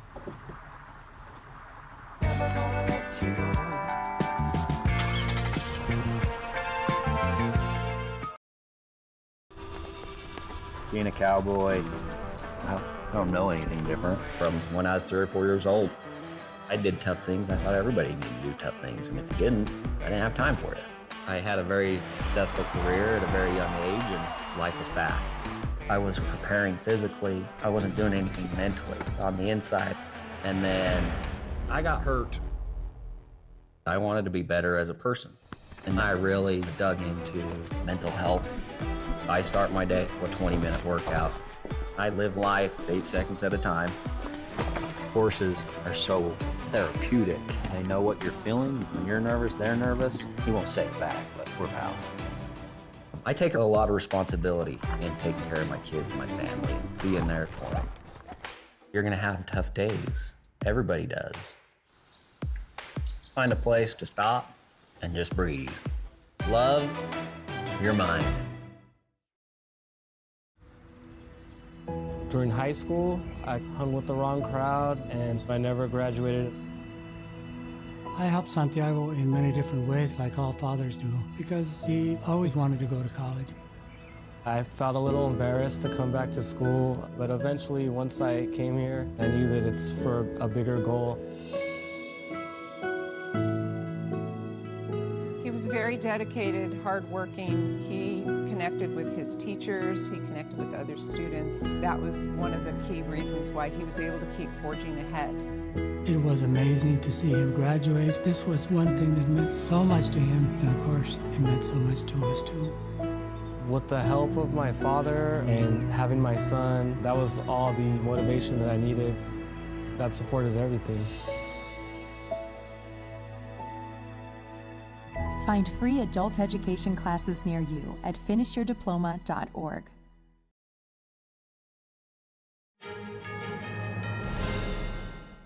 A bill that would impose heavy sanctions on Russia and Iran has gotten one step closer to passing the Senate. NTD's Fiona G has the latest from Washington, D.C. That's our good afternoon, Don. The Senate yesterday, in a procedural vote later on in the evening, voted to advance the Lindsey O. Graham Sanctioning Russia and Iran Act of 2026. We saw rare, overwhelming bipartisan support for this bill. And if passed, this bill will put into law sanctions against the biggest buyers of Russian oil and gas. And not only that, it'll also allow for tariffs on the imported goods produced in countries that are the biggest supporters of Russia and its oil and gas. Here's Senator Jeanne Shaheen speaking on why this is important. Watch. Number one purchaser is China. As we look at what's happening in the Middle East, addressing Russia and China's support for this war helps us as we're looking at what's happening in the Middle East. So it's all connected. In addition, this bill would also extend tariffs that are set, or rather sanctions that are set to expire on Iran as well. So really a targeting of these two major conflicts that we're seeing in the world right now. One, the Russia-Ukraine conflict, and the other, the conflict in the Middle East. But we also just heard from Senator Shaheen there that it not only targets the players here, right, Russia and Iran, but also the main backer behind these two players, which many senators say is China. Now, we did hear certain senators say that they believe the tariff provision in the bill gives President Donald Trump too much power, but the vast majority of senators believe that the bill is incredibly important in order to counter the Chinese influence in these two conflicts. In fact, an earlier report this year from the House Select Committee on the CCP found that China is actually using a shadow fleet of ships in order to buy and transport tens of millions of barrels of oil, which they're using to stockpile their own supplies, while also supporting and keeping the economies of Russia and Iran afloat, since these two countries' economies rely heavily on selling their oil to keep their economies alive. Here's Senator Richard Blumenthal also speaking on this topic. Watch. Let's be really blunt. China and India are the main culprits here. They purchase the vast majority of oil and gas. They are fueling Russia's war machine, and they are doing us no favors anywhere else in the world. So once again, all eyes on the role of China in these two conflicts. This bill was advanced in honor of the late Senator Lindsey Graham, who was a co-author and very, very vocal supporter of this bill. In fact, the procedural vote last night happened just hours after the late senator's funeral services ended here in Washington, D.C. He was a very, very big proponent of supporting both Israel and Ukraine. On this topic, actually, yesterday we saw those two leaders. We saw Ukrainian President Volodymyr Zelensky and Prime Minister of Israel, Benjamin Netanyahu, here in Washington, D.C., having separate talks with President Trump. Both leaders say that those talks were positive. Now, this bill will advance to another full final vote in Senate later this week, and we'll be keeping an eye on that. Don, back to you. Ukraine says it urgently needs missile defense systems until its own American-designed Patriot missiles are ready. Ukrainian President Volodymyr Zelensky raising the issue with President Trump and U.S. senators. NTD's international correspondent Arian Pazdar has the latest. We speak about Patriot missiles. Really, it's true. Now we spoke with the senators about it. Ukrainian President Volodymyr Zelensky saying he addressed Ukraine's need for American-designed Patriot missiles. The Ukrainian president says he brought up the issue during his meeting with President Trump and while speaking with U.S. senators afterwards. Russia usually attacks Ukraine using drones and missiles, although according to Zelensky, the latter pose the main threat. We have drone interceptors, modern systems of electronic warfare. Real problem is anti-ballistic systems and anti-ballistic missiles. President Trump recently allowed Zelensky to produce Patriot missiles in Ukraine, but Kiev says it also needs missiles now until its own are ready, which is expected to take at least 1 year. Meanwhile, on the battlefield, Zelensky publishing these videos on Wednesday, saying Kiev hit more oil terminals and other targets in Russia.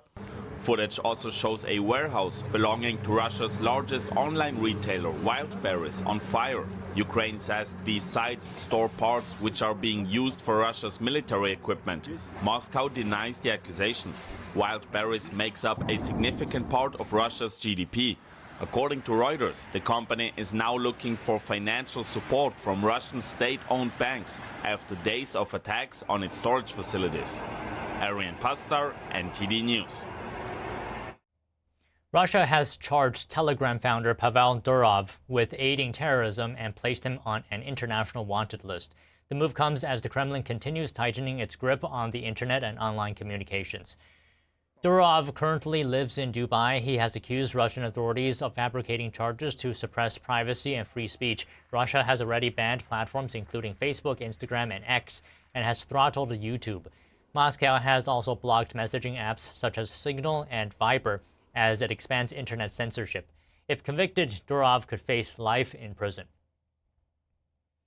We'll now hear from Meg Kelsey, director of the Center for Global Justice at Regent University School of Law. She explains how the center is training the next generation of legal advocates representing trafficking survivors and using strategic legal action to combat exploitation worldwide. This interview is part of the International Heroes Wanted campaign honoring courageous leaders, survivors, and organizations working to prevent and end human trafficking. NTD Television and the Epoch Times are proud partners of the campaign. Take a look. I remember over 20 years ago reading about this issue and kind of the awareness washing over me of how large of an evil this is pervading our culture all over the globe. And at that time, it was almost something was activated within me. And ended up going to law school. And at the time in Virginia, when I first started prosecuting, there was not a standalone or a separate law addressing human trafficking. The laws then changed, and Virginia passed a law criminalizing sex trafficking. And we started to see and identify more of those cases, and that's when even the approach of law enforcement and investigation started to change. We realized the approach to, for example, prostitution, arresting and convicting a woman in a hotel room, for example, isn't actually addressing the root issue, and that many of the times, if not most of the time, that that woman, that man, is under the control of someone else. And then about 3.5 years ago, I was invited to join Regent Law School and the Center for Global Justice. So I now serve as the director for the Center for Global Justice at Regent Law School in Virginia Beach. Since 2010, our students have supported partner organizations across the globe. We've partnered with over 90 different organizations through research and sending our students as legal interns. So in 15 years, we've contributed almost 70,000 hours of pro bono work valued at about $5 million. And then in 2023, we had the chance to launch our own clinic.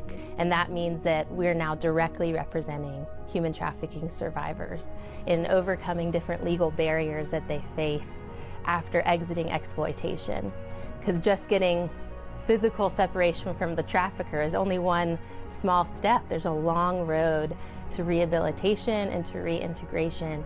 And so a primary barrier that a lot of survivors face in the United States is having a criminal record, that they were forced to commit crimes by their trafficker. And so even if they exit and can get away from their trafficker, they still have this criminal record and can't get a job, can't get meaningful employment or housing, safe housing, can't get custody of their children. And so we help with filing these petitions to help them clear their criminal record. Our very first client, we were able to get her record partially cleared, and then we worked together with another coalition to get that law expanded and improved. We've represented 19 different survivors with petitions. We've had so far a 100% success rate. The founding scripture for our center is Proverbs 31:8-9, to give a voice to the voiceless, to speak up for those who can't speak for themselves. A major issue is something called legal deserts, where there are huge areas geographically within the U.S. without trauma-informed, specialized legal services available for survivors. And so within our region, we try to train other attorneys who may want to support in providing pro bono legal services, working with law firms, and even training judges and attorneys in the criminal justice system. One major challenge is a lack of data on where survivors are facing challenges within the criminal justice system. And so we are working to launch a nationwide survey to ask survivors, when were they identified as a survivor, if ever? Were they ever offered different alternatives, support as a victim of a crime rather than the perpetrator of a crime? This issue matters because we're all human and we should see the value, one human to another. We believe in our clinic, being a Christian institution, as image bearers of God. And we need everybody because this is such an expansive, pervasive problem. You know, over 50 million people may be enslaved at any given time. This is a $150 billion industry. Because it is so large, we need everyone.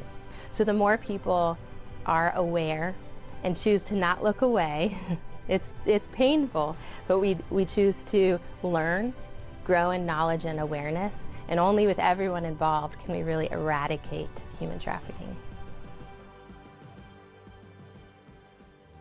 My name is Rosy Orozco, a former congresswoman from Mexico who fought against the cartels and human trafficking. This year, we are launching the Heroes Wanted campaign, shining a light on extraordinary people fighting in the front lines.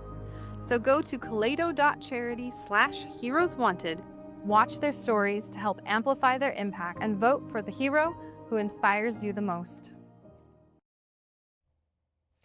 The Trump administration is increasing its focus on national security by targeting Chinese robots. It's also part of the administration's effort to reshore key industries to help vitalize economic growth. NTD's Sean Marshall has details on the latest initiatives. Trump administration on Tuesday unveiled bans that target imports of new Chinese robots and power inverters. seeking to protect the U.S. build-out of artificial intelligence from national security threats and reshore key industries slated for explosive growth. Some have expressed concerns that the robots could spy on key U.S. industries, extracting data and sending it to Beijing or disrupting critical functions. Supply chain vulnerability is the other major focus of the new bans. FCC Chairman Brendan Carr announced some of the basic details on X. The FCC has now added 2 new categories of devices to the U.S. covered list, which bans new versions from import or sale in America. 1. Advanced robotic devices, such as humanoids and quadrupeds, produced in foreign countries. 2. Power inverters produced in foreign countries. This action follows determinations by executive branch national security agencies that the devices pose unacceptable risks to U.S. national security. It includes exemptions for devices that, based on Pentagon or DHS findings, pose no unacceptable threat. One opponent of the bans is Meta CEO Mark Zuckerberg. He says that banning cutting-edge Chinese AI would not be an effective solution, adding that U.S. companies should systematically identify bottlenecks and roadblocks in order to better compete with Chinese AI firms. Chris McGuire with the Council on Foreign Relations has a different opinion. McGuire says this is exactly how we should be applying import bans, focused on technologies and sectors that are rapidly growing and for which Chinese domination would pose economic and national security risk. The Trump administration says it wants to avoid another Chinese government-linked hacking campaign, like the one dubbed Volt Typhoon revealed in 2023. By taking control of privately owned routers, the attackers sought to hide subsequent attacks on American critical infrastructure. Sean Marshall, NTD News. Do you think your internet habits are harmless? A new study suggests they could be affecting you more than you realize. More news after this break. Stay tuned.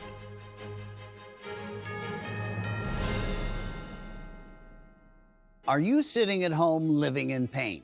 Maybe it's in your hands, maybe your back or your hips. The good news is you don't need to live in pain. Why? Because there is Omega XL, a one-of-a-kind, natural, powerful joint relief supplement created from the green lip mussels of New Zealand. Drug-free, non-habit forming. It's small, easy to swallow, and it's backed by more than 40 years of clinical research. If you're experiencing daily aches and pains due to aging and overuse, try Omega XL. Just ask anybody who uses it. The results are undeniable.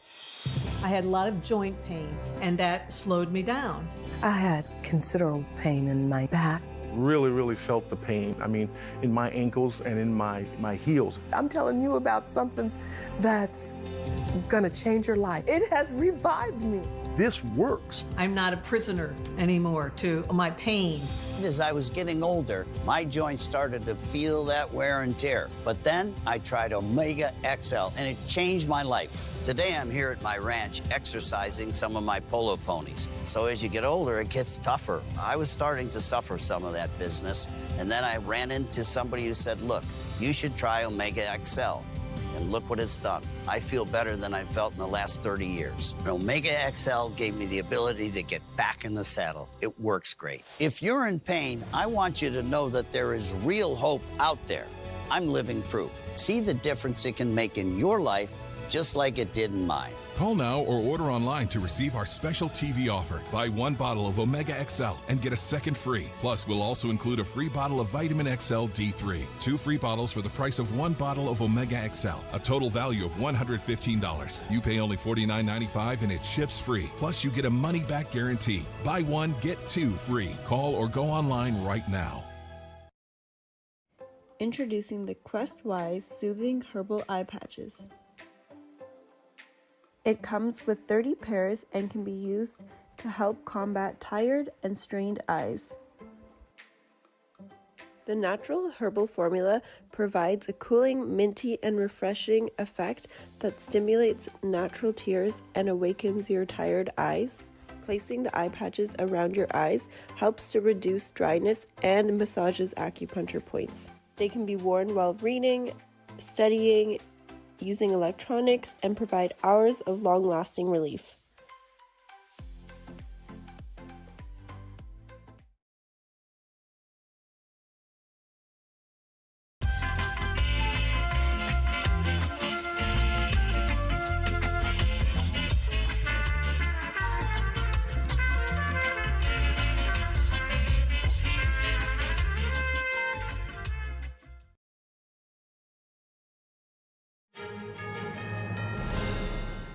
A new study suggests you may want to step away from the internet if you're in a bad mood.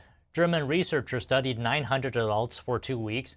The participants recorded their total internet usage, their moods, and whether they were keeping up with other activities on a daily basis during that time period.